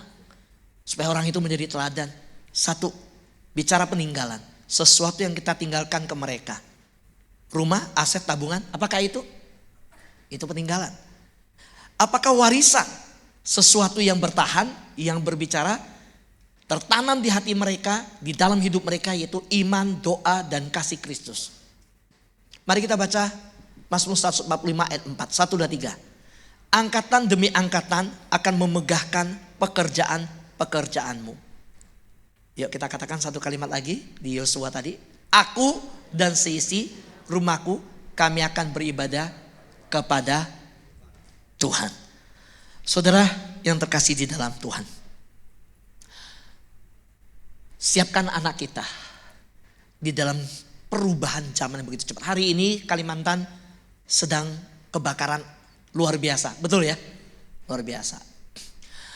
Saya sedang berdoa karena Kamis saya ke Palangkaraya. Saya diberi kesempatan kepada Tuhan untuk masuk lapas penjara kelas 2 di Palangkaraya. Di mana ada satu orang yang saya bina dia, Bible study. Saya didik dia menjadi murid. Dan saat ini karena ketidakadilan dia ditahan di lapas tersebut. Tetapi saya semua bahan pengajaran saya dia pakai, dia membangun pemuridan di lapas. Jadi dia minta saya datang. Saya datang ke sana bawa 190 kaos buat semua napi. Saya siapkan 200 kotak makan. Ya seberapa sih buat mereka, kan mereka kan terkurung, terpenjara. Makan sekali seberapa. Saya siapkan 100 Alkitab ke sana. Lalu tiket PP, udah. Saudara saya dengar hari-hari ini di sana berasap. Betul ya? Doakan ya, kita minta mujizat Tuhan, kasihan mereka di sana. Ya saya sih ke Palangkaraya Tengah, yang parah itu selatan dan barat. Betul ya? Tapi tetap berpengaruh karena Malaysia pun 159 sekolah tutup, libur. Singapura pun ada F1 itu mungkin gagal. Nah hari ini saya percaya Tuhan akan memakai kita menjadikan contoh bagi keluarga kita. Saya tutup dengan terakhir. Kamis saya ke Palangkaraya, saya udah beli tiket, udah persiapan semua. Tiba-tiba dengar kabar, Pak pergi yuk ke NTT. Waduh, saya bergumul. Saya minta tanda dari Tuhan. Tuhan kasih 3 tanda. Setelah tanda itu, saya lagi di Peak Avenue di mall. Langsung minggir sama istri saya duduk, langsung beli tiket. Senin saya harus ke NTT, langsung berangkat ke Manggarai. Senin saya berangkat NTT, Rabu malam tiba di Jakarta jam 7. Kamis besok saya terbang ke Palangkaraya. Anak saya dari Cina sedang libur di Jakarta. Aduh, papa kita di sini, papa pergi. Yang kedua, mereka pernah berkata, papa bantu orang lain, anak sendiri aja kadang-kadang bergumul. Saudara, saya ajarkan apa? Saya cuma ajarkan gini, perhatikan rumah Tuhan, layanin Tuhan, cari dahulu kerajaan Allah, yang lain Tuhan akan tambahkan. Saya hanya ajar saya untuk melihat betapa banyak korban di sana. Hidup kalian yang bisa kuliah keluar itu masih anugerah Tuhan. Walaupun saya tahu kalian masih kekurangan dalam banyak hal. Tapi percayalah, papamu melayani, ini sebuah cara yang Tuhan taruh di hati saya. Kasih teladan kepada keluarga saya. Saudara, kadang yang kita lakukan, saya kemarin beli buah, besuk satu ibu di Jakarta Timur. Saya berhenti, isi saya turun bungkus keranjang buahnya. Sebelum sampai rumah orang itu, toko buah. Anak saya di belakang. Datang satu orang bawa karung. Anak remaja, usia paling 14-15, minta-minta. Ketika istri saya masuk mobil, saya ambil uang, saya gak kasih sendiri, saya kasih ke anak saya, kamu kasihin ke orang itu. Kenapa? Supaya dia belajar yang namanya belas kasihan itu. Kehidupan kita sebenarnya adalah Alkitab yang terbuka di mata anak kita. Amin. Tuhan Yesus berkati kita semua. Kita berdiri bersama-sama. Kita naikkan pujian yang tadi ya. Aku dan si istri aku. Boleh para singer minta bantunya.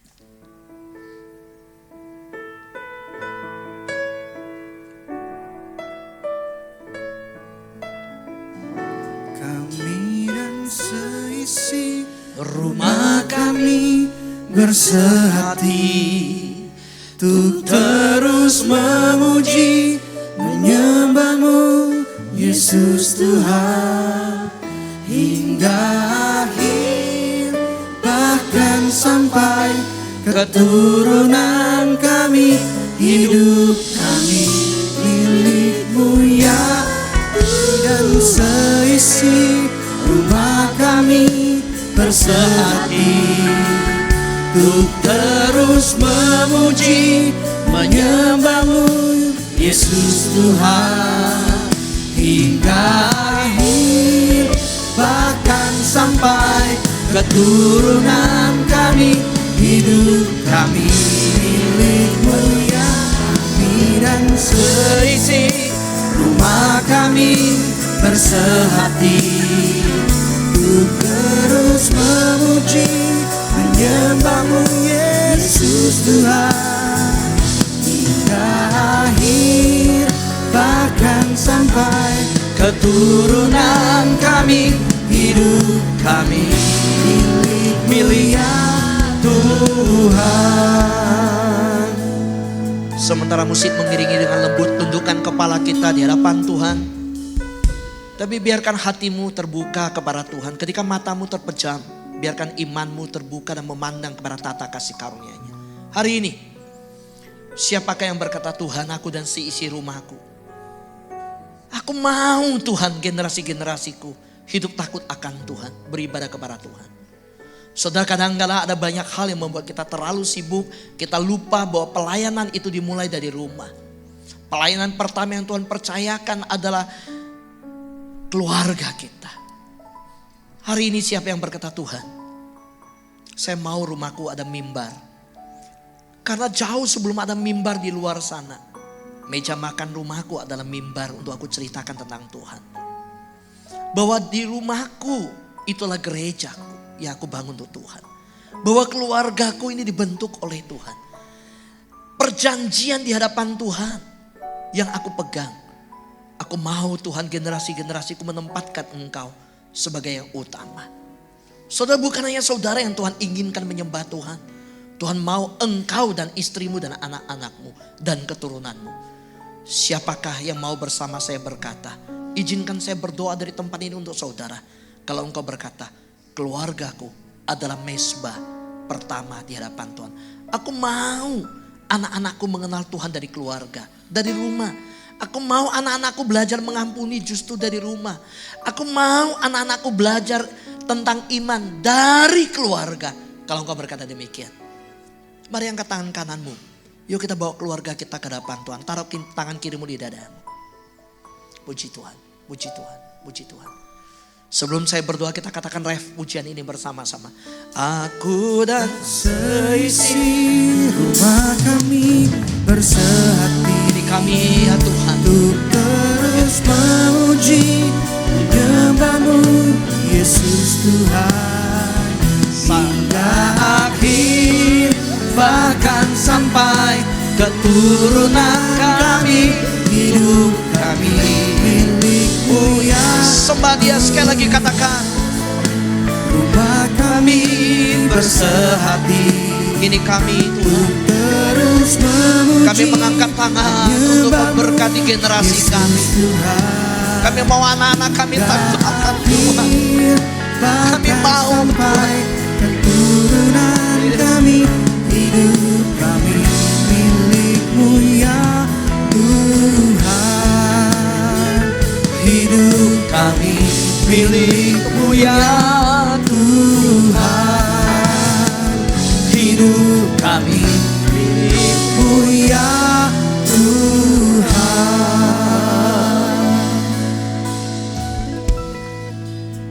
Lihatlah tangannya diangkat di hadapan-Mu ya Tuhan. Kami mau Tuhan. Ketika kami duduk di rumah kami, anak-anak kami belajar iman dari kami.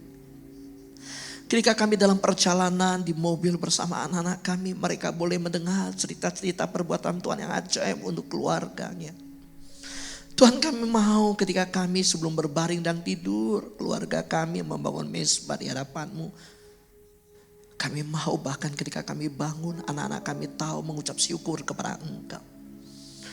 Tuhan, kami mohon ampunan-Mu kalau selama ini kami berpikir bahwa melalui seminar, melalui retret, iman itu dibentuk dalam hidup anak-anak kami. Tapi hari ini Engkau membongkar pemahaman yang keliru itu. Engkau telah mengajarkan kami, justru iman generasi kami dibentuk melalui kehidupan sehari-hari yang mereka lihat dari kami. Hari ini kami mengangkat tangan di hadapan-Mu. Kami butuh Tuhan, kami perlu Tuhan, kami gak sanggup Tuhan di dunia yang begitu modern, di artificial intelligence yang begitu maju, di dunia digital yang belum begitu maju ini. Kami kalau menjadi ayah yang tenggelam dalam pekerjaan, menjadi ibu yang larut dalam kesibukan, melihat anak-anak kami yang disedot perhatiannya oleh handphone, ampuni kami Tuhan. Hari ini Tuhan, kami bawa seluruh keluarga kami untuk datang kepada-Mu. Tuhan, kalau dunia telah membentuk pola pikir anak kami, ampuni kami. Hari ini kami ambil sebuah keputusan. Kami mau dengan sengaja sungguh-sungguh membentuk rohani anak kami. Kami mau membimbing mereka. Kami tidak mau dunia merebut mereka dan membuat mereka terhisap ke dalam dunia. Kami tahu Tuhan, kami terlalu sibuk menyiapkan warisan rumah, tanah, semua warisan materi. Kalau hari ini kami lupa mempersiapkan warisan doa, iman, membentuk karakter Kristus dalam hidup mereka, mendidik mereka, ampuni kami. Kami mohon kepadamu Tuhan, biarkan hari ini Tuhan, anak-anak kami boleh belajar berjalan bersama Tuhan lewat hidup yang mereka contohi dari kami. Kami tahu suatu hari kami akan pergi, kami akan tinggalkan mereka. Kami tidak lagi bersama mereka. Ada saat ketika kami, Tuhan Kau ambil dari dunia ini dan tidak mampu lagi menjaga mereka. Tapi biarlah Tuhan, kami boleh menurunkan generasi yang saling sayang, tidak berantem, anak-anak kami saling menghargai, tidak iri. Tuhan, kalau kami hanya menurunkan warisan materi, mungkin anak-anak kami akan saling iri dan merasa tidak adil pembagiannya. Tapi kami mau Tuhan, bahwa anak-anak kami dipengaruhi oleh firman Tuhan. Karena kami tahu harta kami akan habis, bisnis pun akan berubah, nama kami pun mungkin suatu hari dilupakan. Tapi seperti Lois, Yunike dan Timotius, biarkanlah Tuhan anak-anak kami adalah anak-anak yang kami taburkan benih iman sejak mereka sedini mungkin, sejak saat ini. Tuhan, hamba berdoa tidak ada yang terlambat di matamu. Lihatlah tangan-tangan yang terangkat, hamba berdoa dalam nama Yesus. Ingatkanlah bapak-bapak di tempat ini, ingatkan istri-istri di tempat ini, bahwa anak-anak generasi butuh teladan mereka. Bukan butuh ocehan, bukan butuh nasihat, bukan butuh semua pengetahuan ilmu, bukan. Tetapi teladan, tetapi contoh, tetapi cara mereka menghadapi krisis. Tolong kami Tuhan. Hamba berdoa jemaatmu di tempat ini GB Sungai Yordan. Kalau hari ini ada keluarga sedang menghadapi krisis ekonomi, krisis mental, krisis kesehatan. Cara mereka menghadapi krisis itu, ia akan membentuk iman anak-anak mereka. Karena itu Tuhan, bawalah kami pulang kepada keluarga kami. Bapak-bapak yang sudah jauh berjalan, lupa pulang, pulangkan mereka. Ibu-ibu, istri-istri yang terlalu jauh melangkah dalam kesibukan, kembali pulangkan mereka ke hati anak-anak mereka. Tuhan, Kau tolong Tuhan, biarkanlah mesbah dalam keluarga itu dibangunkan. Inilah yang kami mau tinggalkan bagi generasi kami. Inilah yang kami wariskan bagi generasi kami. Bahwa angkatan demi angkatan generasi kami akhirnya memegahkan nama Tuhan. Hamba meteraikan doa ini di dalam nama Tuhan Yesus Kristus dan dengan darah Yesus Kristus. Haleluya. Katakan sama-sama. Amin. Amin. Silakan duduk, Tuhan Yesus berkati.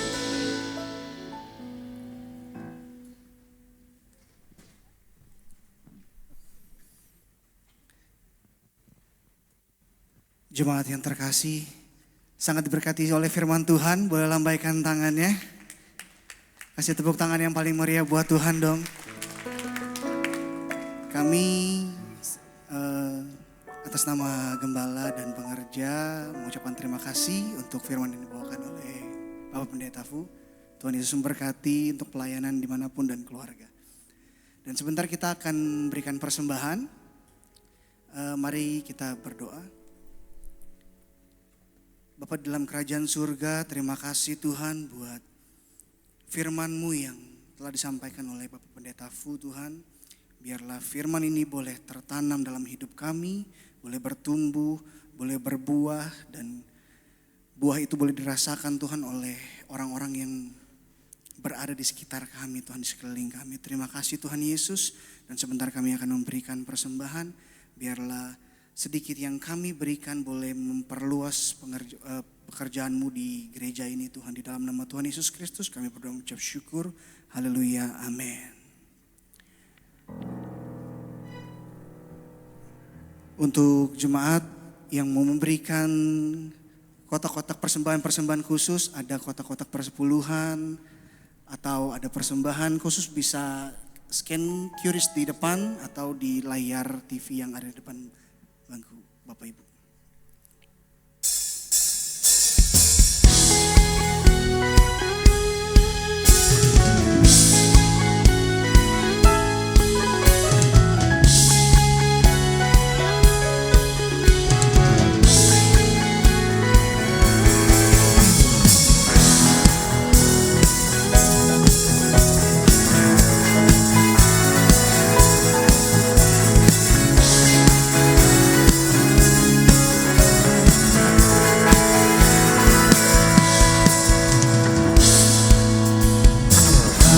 Datang bawa pujian, bersama memuji-Mu Tuhan. Satukan suara dan nyanyikan sorak kemenangan. Kami datang bawa pujian, bersama memuji-Mu Tuhan. Satukan suara dan nyanyikan sorak kemenangan.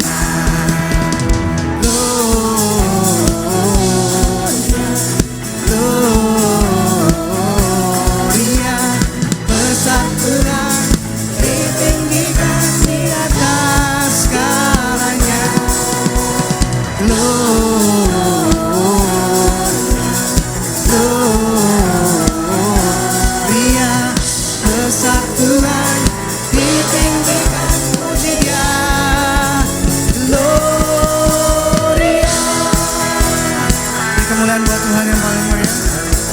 kasih Bapak Ibu. Tuhan Yesus memberkati.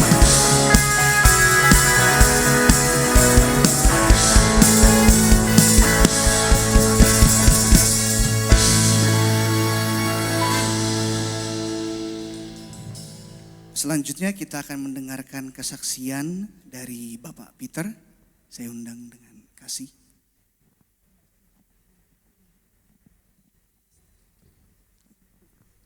Baik, selamat pagi teman-teman semua. Nama saya Peter, ya mungkin ada yang mengenal. Sebenarnya kesaksian ini ya tidak ada dalam rencana. Ya, gereja nggak ada rencana, saya pun nggak ada rencana. It just happen like that. Nah, bagi teman-teman ya, jika Anda kenal saya, hari ini agak beda. Yang pertama, pengkhotbah nggak dapat sankis, betul? Nggak ada sankis kan? Biasa ada sankis Pak, itu saya yang bikin tiap minggu. Nah, jadi gini, setahun lalu si James, anak saya yang paling kecil, dia bilang, Pi, aku pengen nonton konser Miku. Di mana tuh James? Di Tokyo. Kapan? Agustus. Dan saya maunya kita satu keluarga bisa ke sana. Ini dia yang susah ini. Karena anak saya yang kedua kerja di London. Dia mesti minta izin dong. Si James les bahasa Inggris. Kan mesti bolos. Anak saya yang pertama kerja di BCA, mesti minta izin kan? Nah kan susah dong nih. Singkat cerita, pokoknya ketemu tanggalnya, betul ya? Ketemu kan? Mantap, baik. Kalau sekarang kita apply visa ke Jepang. Kali ini agak beda nih apply visa. Karena kami sudah ke 29 negara, visa selalu kami apply sendiri, karena bahasa Inggris nggak masalah, kita ngerti, dan so far so good. Tapi kali ini agak beda. Karena saya pernah divonis 2 tahun 2 bulan, karena melanggar IT 45A. Saya pernah di Cipinang. Nah, waktu apply visa, ditanya, apakah Anda pernah masuk penjara? Aku canteng, iya. Jujur kan? Jadi iya. Saya pikir, nanti kalau kotak, tolong jelaskan hukumnya apa. Enggak ada. Coba canteng doang itu aja. Ya sudah. Waktu hari udah apply visa, kita pikir, ini dapat nggak ya? Puji Tuhan. Visa Jepang tampil. Ya oke, gitu visa Jepang tampil, pesawat, hotel, udah book semuanya, betul ya? Kan udah tampil dong. Nah, hari Jumat kemarin, tanggal 21, boarding pass di tangan nih. 1 Jakarta, Singapura, transit 2 jam, lalu Singapura, Haneda. Tiba Haneda jam 1 subuh. Gitu sampai Haneda jam 1 subuh, ditanya imigrasi, Lina udah lewat, jam udah lewat. Bapak pernah masuk bicara? Iya pernah. Ditanya, apa salah Bapak? Saya tulisin, IT 45A. Dan saya jawab jujur, saya pernah ditahan 2 tahun 2 bulan. Saya jawab jujur. Dia bilang, Pak, hukum imigrasi Jepang, jika Anda pernah masuk penjara setahun lebih, Anda tidak bisa masuk. Selamanya. Dengan kata lain, deportasi. Lemes nggak itu? Lemes kan? Ini jam 1 subuh ini. Udah capek, sekarang kasih masa begini. Alamak, istri udah keluar Pak. Mereka udah keluar.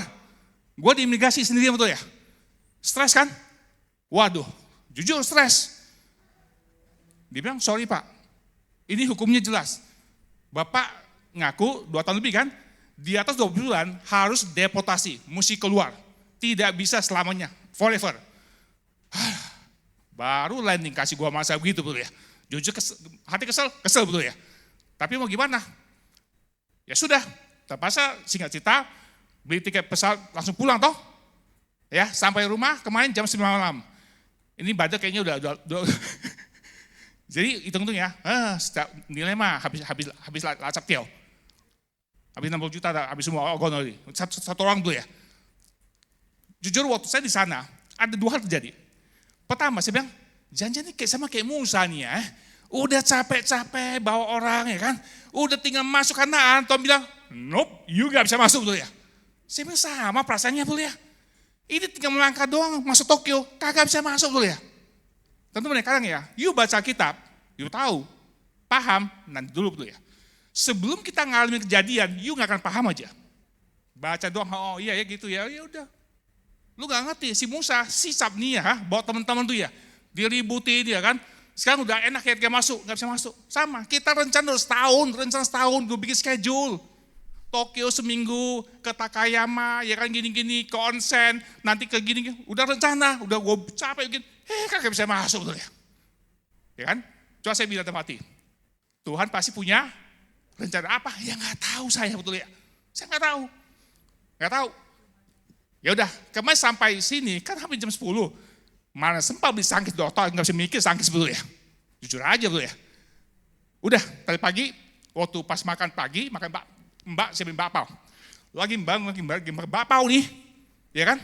Tiba-tiba ada suara yang bilang, Peter, yang kamu alami kemarin itu adalah pengalaman biasa. Tapi ada satu hal yang you mesti sampaikan ke jemaat Sungai Yordan. Apa ini? Gitu saya dikasih pengertian, saya bilang, oh saya berarti mesti kasih ya. Langsung saya dari meja makan bapak bukan mungkin kan, pakai hamster kan, saya ke handphone saya, minta izin ke Pak Gem. Yang mesti minta izin dong, Pak Gem, urgent ya, aku minta kesaksian ya. Pak Gem bilang, oh hari ini saya angkat sini, nanti minta, dan Amran bilang, ya sudah betul ya. Teman-teman, ini pelajarannya. Negara Jepang tidak mau terima saya. Karena saya pernah masuk penjara setahun lebih. Betul? Itu hukumnya kan? Waktu tunggu, aku cek juga, ada negara lain. Termasuk Singapura, tidak bisa masuk. Termasuk Inggris, gak bisa masuk. Begitu Inggris gak bisa, otomatis Australia gak bisa. Kenapa? Karena Commonwealth kan hukumnya kan? Waduh, berat kan? Ya kan? Lalu, suara itu bilang, kalau manusia saja, Jepang, Singapura, Inggris, Australia nggak mau terima lo masuk, you pikir kenapa surga mau terima lo? Emang lu siapa? Paham? Manusia saja nggak mau terima kita.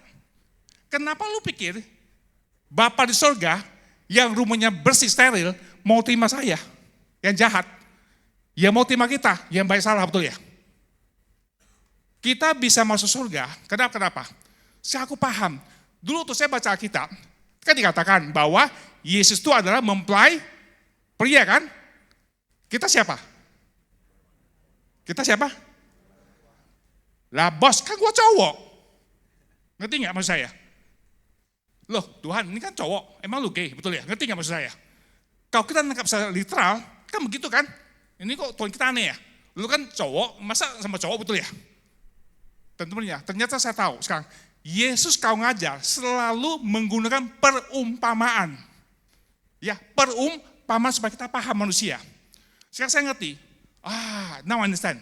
Contoh ya, anak saya kedua, Janet, kan di UK nih. Kita tahu sekarang ya, anak sekarang itu agak liberal dulu ya. Saya hanya berasumsi, misal satu hari anak saya Janet, dia di UK, putusin pacaran dan menikah. Bisa nggak? Bisa aja betul ya. Ya orang Asia kan nggak begitu, cuma anggap aja dia begitu deh, anggap saja begitu. Satu kalau dia bawa suaminya pulang ke Indonesia, saya terima nggak orang tua? Saya terima nggak? Menantu? Ya pasti terima betul ya, pasti terima. Nah itu dimaksud Tuhan Yesus, jika kita punya hubungan dengan Yesus, ya dia kenal kita, dia bilang, Pi, istri gue, ya pasti masuk betul ya, pasti masuk. Jadi ya teman-teman ya, kuncinya adalah Tuhan kenal kita enggak. Jangan si pelayanan, ke sono ke sini. Kita pikir karena pelayanan kita udah pegang visa masuk surga betul ya. Kita pikir, gitu mau masuk surga, Tuhan Yesus bilang, gue enggak kenal lo, betul? Deportasi itu aja. Ini yang saya nangkap. Makanya saya dikasih kesempatan untuk sharing, supaya kita benar-benar paham. Baca kitab, tahu, paham nanti dulu. Sampai kamu ngalamin kejadian. Saya pikir, waduh ini kesaksian mahal nih. Lacak ya betul ya ngomongin ini. Dan so be it. Kamu yang kejadian toh. Ya, dan saya bilang bagus. Sekarang saya punya cerita, kalau nanti saya planning ke penjara, ya, Mabes Utara, Selatan, Polres kan, saya ada kesaksian lagi dong, bisa memberkati teman-teman betul ya. Ya, oke, terima kasih karena waktu terbatas. Thank you semuanya.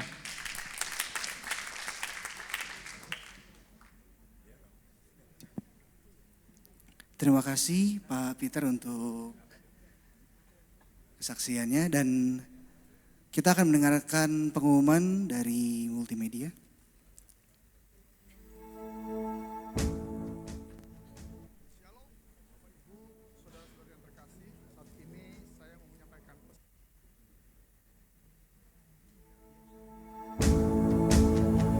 Shalom, Bapak Ibu, saudara-saudara yang terkasih. Saat ini saya mau menyampaikan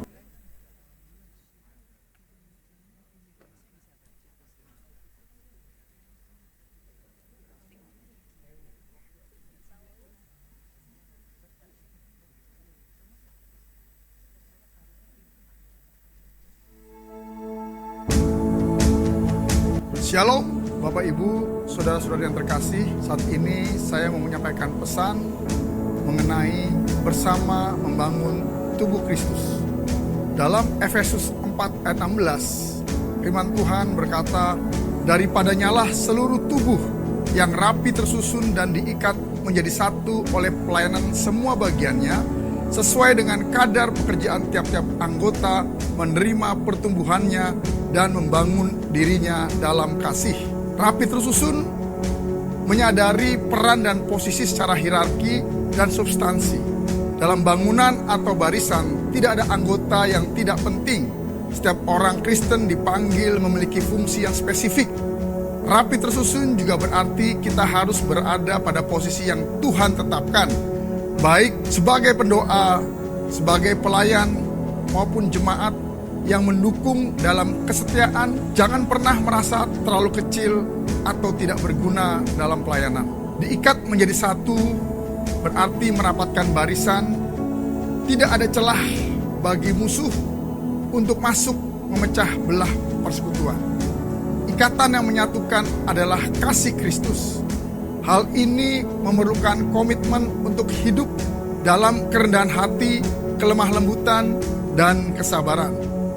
Saling melayani sesuai kadar pekerjaan berarti gereja atau persekutuan tidak bisa berjalan hanya dengan satu atau dua orang saja, tetapi pelayanan semua bagiannya menuntut partisipasi aktif dari seluruh jemaat.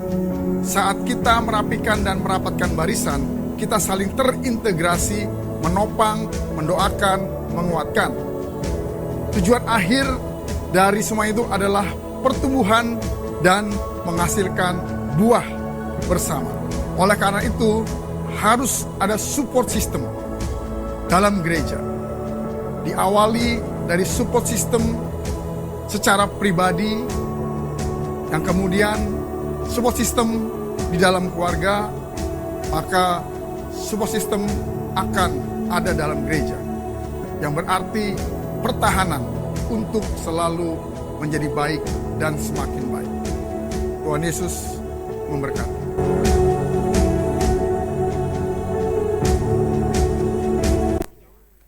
Shalom saudara terkasih, selamat datang di GBI Sungai Yordan Roksimas. Bersama saya Minar, berikut info sepekan gereja kita. Ibadah minggu depan akan dilayani oleh Bapak Pendeta Yosafat Mesak. Mari jemaat Tuhan, saya ajak untuk sebanyak-banyaknya membawa jiwa beribadah bersama di minggu mendatang. Kami mengajak seluruh jemaat muda untuk bergabung dalam ibadah youth yang diadakan hari Sabtu jam 5 sore di lantai 5. Dan berikut klip pengumuman lainnya. Diskusi Alkitab bulan ini akan diadakan pada hari Kamis 27 Agustus 2026 jam 7 malam via Zoom. Bertemakan penciptaan lagu rohani, pengilhaman rohani atau pengalaman pribadi yang akan dibawakan oleh Bapak Pendeta Jonathan Prawira.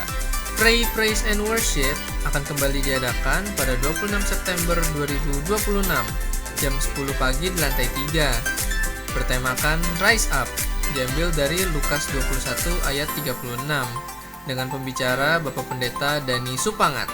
Baptisan bulan ini akan diadakan pada hari Minggu 30 Agustus 2026 pukul 7.30 pagi di kolam baptis lantai 1.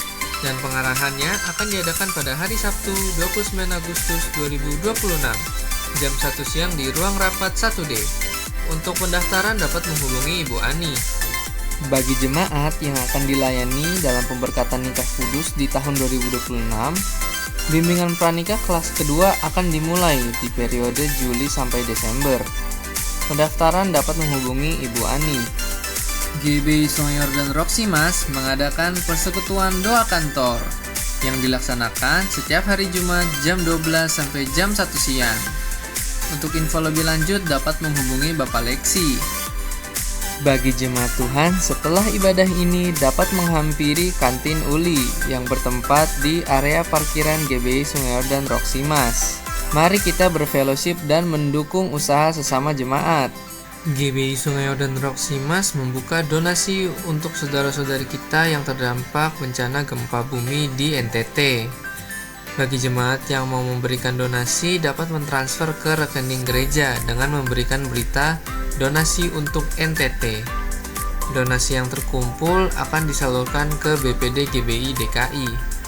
Mari kita membantu meringankan beban bagi saudara-saudari kita yang terdampak dalam bencana ini. Demikian info sepekan minggu ini. Selamat hari Minggu, Tuhan Yesus memberkati.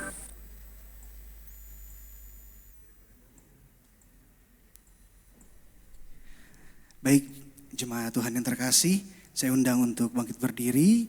Sebelum kita tutup di dalam doa, saya mau mengingatkan lagi untuk saudara-saudari yang mau berdonasi bisa langsung ditransfer aja ke nomor rekening yang tertera di depan.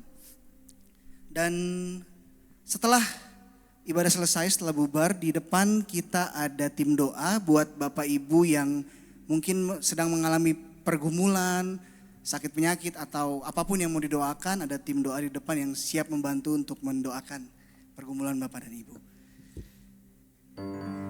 Baik jemaat, kita akan tutup ibadah ini.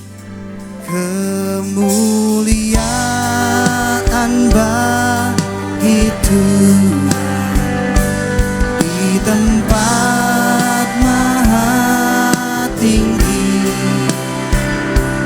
Kau Raja diagungkan dan dipuji. Saya undang dengan hormat Bapak Henry untuk berdoa syafaat. Kerajaan jadilah kehendak-Mu, seluruh bumi penuh kemuliaan-Mu, seluruh bumi, seluruh bumi penuh kemuliaan-Mu. Beri kemuliaan buat Tuhan yang paling mulia. Benar Tuhan Yesus, seluruh bumi akan penuh dengan kemuliaan-Mu Tuhan. Kami bersyukur Tuhan untuk hari Minggu ini Tuhan. Kami boleh mendengarkan firman-Mu ya Tuhan. Kami percaya Tuhan Engkau memberkati pendeta Fu Tuhan Yesus kemanapun dia pergi dan melangkah Tuhan. Engkau berkati Tuhan sehingga akan ada firman-Mu Tuhan didengar oleh orang-orang yang belum mengenal Engkau ya Bapa. Kami percaya Tuhan, kami memberkati seluruh perjalanan pelayanannya Tuhan. Engkau selalu hadir Tuhan, dan kami percaya Tuhan akan ada satu kemuliaan yang dimuliakan nama-Mu. Terima kasih Tuhan, melalui firman-Mu Tuhan, kami akan melayani keluarga kami Tuhan. Start dari keluarga kami Tuhan, firman-Mu Tuhan akan diberitakan Tuhan. Terima kasih Tuhan. Dan kami mau berdoa juga Tuhan untuk bangsa negara kami. Kami bawakan bangsa negara ini Tuhan. Kami tahu Tuhan Yesus Engkau kejadian di Kalimantan Tuhan. Kami tahu Tuhan Yesus bahwa asap itu sangat mengganggu orang-orang sekitarnya Tuhan. Engkau Tuhan atas kemurahan-Mu Tuhan, Engkau curahkan hujan Tuhan. Agar kebakaran itu Tuhan dapat padam ya Tuhan Yesus. Dan kami percaya Tuhan, melalui kejadian ini Tuhan akan ada nama-Mu Tuhan akan selalu dimuliakan Tuhan Yesus. Terima kasih. Begitu pula kejadian di NTT Tuhan Yesus, kejadian di gempa bumi Tuhan. Kami tahu Tuhan banyak orang yang resah Tuhan, akan ada terus Tuhan gempa Tuhan Yesus. Tetapi oleh karena Engkau Tuhan Yesus, mereka akan datang kepadamu ya Bapa, untuk berharap kepadamu Tuhan, untuk dapat menyelesaikan seluruh gempa ini Tuhan. Dan bantuan-bantuan daripada pemerintah Tuhan Yesus dapat tepat pada sempat di tempat ya Bapa. Terima kasih Tuhan Yesus. Berkati juga pemimpin bangsa kami Tuhan. Bapak Prabowo dan Gibran Tuhan, dan seluruh kementerian yang ada Tuhan Yesus, Engkau berkati Tuhan. Agar mereka Tuhan dapat menjalankan bangsa ini Tuhan. Menjadikan bangsa yang adil dan makmur Tuhan. Bangsa yang dapat memberkati bangsa-bangsa lainnya Bapa. Terima kasih Tuhan Yesus, terima kasih. Terpujilah namamu Tuhan. Melalui gereja ini juga kami dapat mengenal Engkau Tuhan. Kami juga berdoa untuk Bapak Emmanuel Gatot Tuhan. Kau berkati Tuhan Yesus. Berkat-Mu akan tercurah Tuhan Yesus. Berkat-Mu Tuhan akan ada firman-Mu Tuhan yang akan diberitakan melalui gereja ini ya Bapak. Dan untuk seluruh pada Kavit yang ada Tuhan, maupun pekerja-pekerjanya ada Tuhan, Kau berkati Tuhan Yesus. Terima kasih Tuhan Yesus, sebentar lagi kami akan pulang Tuhan. Kami akan berbeda Tuhan pada saat kami datang Tuhan. Kami akan dapat sukacita Tuhan kembali kepada keluarga kami ya Bapa. Berkati kami Tuhan Yesus untuk kami dapat melakukan aktivitas kami Tuhan Yesus. Mendapatkan curah berkat daripada-Mu ya Tuhan Yesus. Terima kasih Tuhan Yesus. Terpujilah namamu Tuhan, dan kami selalu akan mengingatkan kasih-Mu Tuhan. Dalam seminggu ini kami akan melakukan kasih-Mu Tuhan Yesus. Dalam nama Yesus kami berdoa dan selalu mengucap syukur. Haleluya. Amin. Bapak Ibu Saudara terkasih, sebelum kita menerima doa berkat dari Tuhan, mari kita bersama-sama berdoa seperti yang diajarkan oleh Tuhan Yesus. Kita berdoa. Bapa kami yang ada di surga, dikuduskanlah namamu, datanglah kerajaanmu, jadilah kehendak-Mu di bumi seperti di surga. Berikanlah kami pada hari ini makanan kami yang secukupnya, dan ampunilah kami akan kesalahan kami, seperti kami juga mengampuni orang yang bersalah kepada kami. Dan janganlah membawa kami ke dalam pencobaan, tetapi lepaskanlah kami daripada yang jahat, karena Engkaulah yang mempunyai kerajaan dan kuasa dan kemuliaan sampai selama-lamanya. Amin. Bapak Ibu Saudara yang terkasih, ibadah sudah selesai. Sebelum kita kembali ke rumah kita masing-masing, mari kita arahkan hati kita dan angkat kedua tangan kita untuk terima berkat dari Tuhan. Tuhan yang adalah sumber segala kasih karunia, yang telah memanggil kita dalam Kristus kepada kemuliaan yang kekal, akan melengkapi, meneguhkan, menguatkan, dan mengokohkan. Tuhan yang adalah sumber pengharapan, memenuhi kita dengan segala sukacita dan damai sejahtera dalam iman kita, supaya oleh kekuatan Roh Kudus kita berlimpah-limpah di dalam pengharapan. Tuhan yang adalah Gembala Agung, yaitu Yesus Tuhan kita, kiranya memperlengkapi kita dengan segala yang baik untuk melakukan kehendak-Nya dan mengerjakan di dalam kita apa yang berkenan kepadanya oleh Yesus Kristus. Bagi Dialah kemuliaan sampai selama-lamanya. Terimalah berkat ini dan jadilah berkat dimanapun kita berada. Semua yang percaya dan terima berkat sama-sama kita katakan amin. Tuhan Yesus berkati. Selamat siang dan selamat hari Minggu.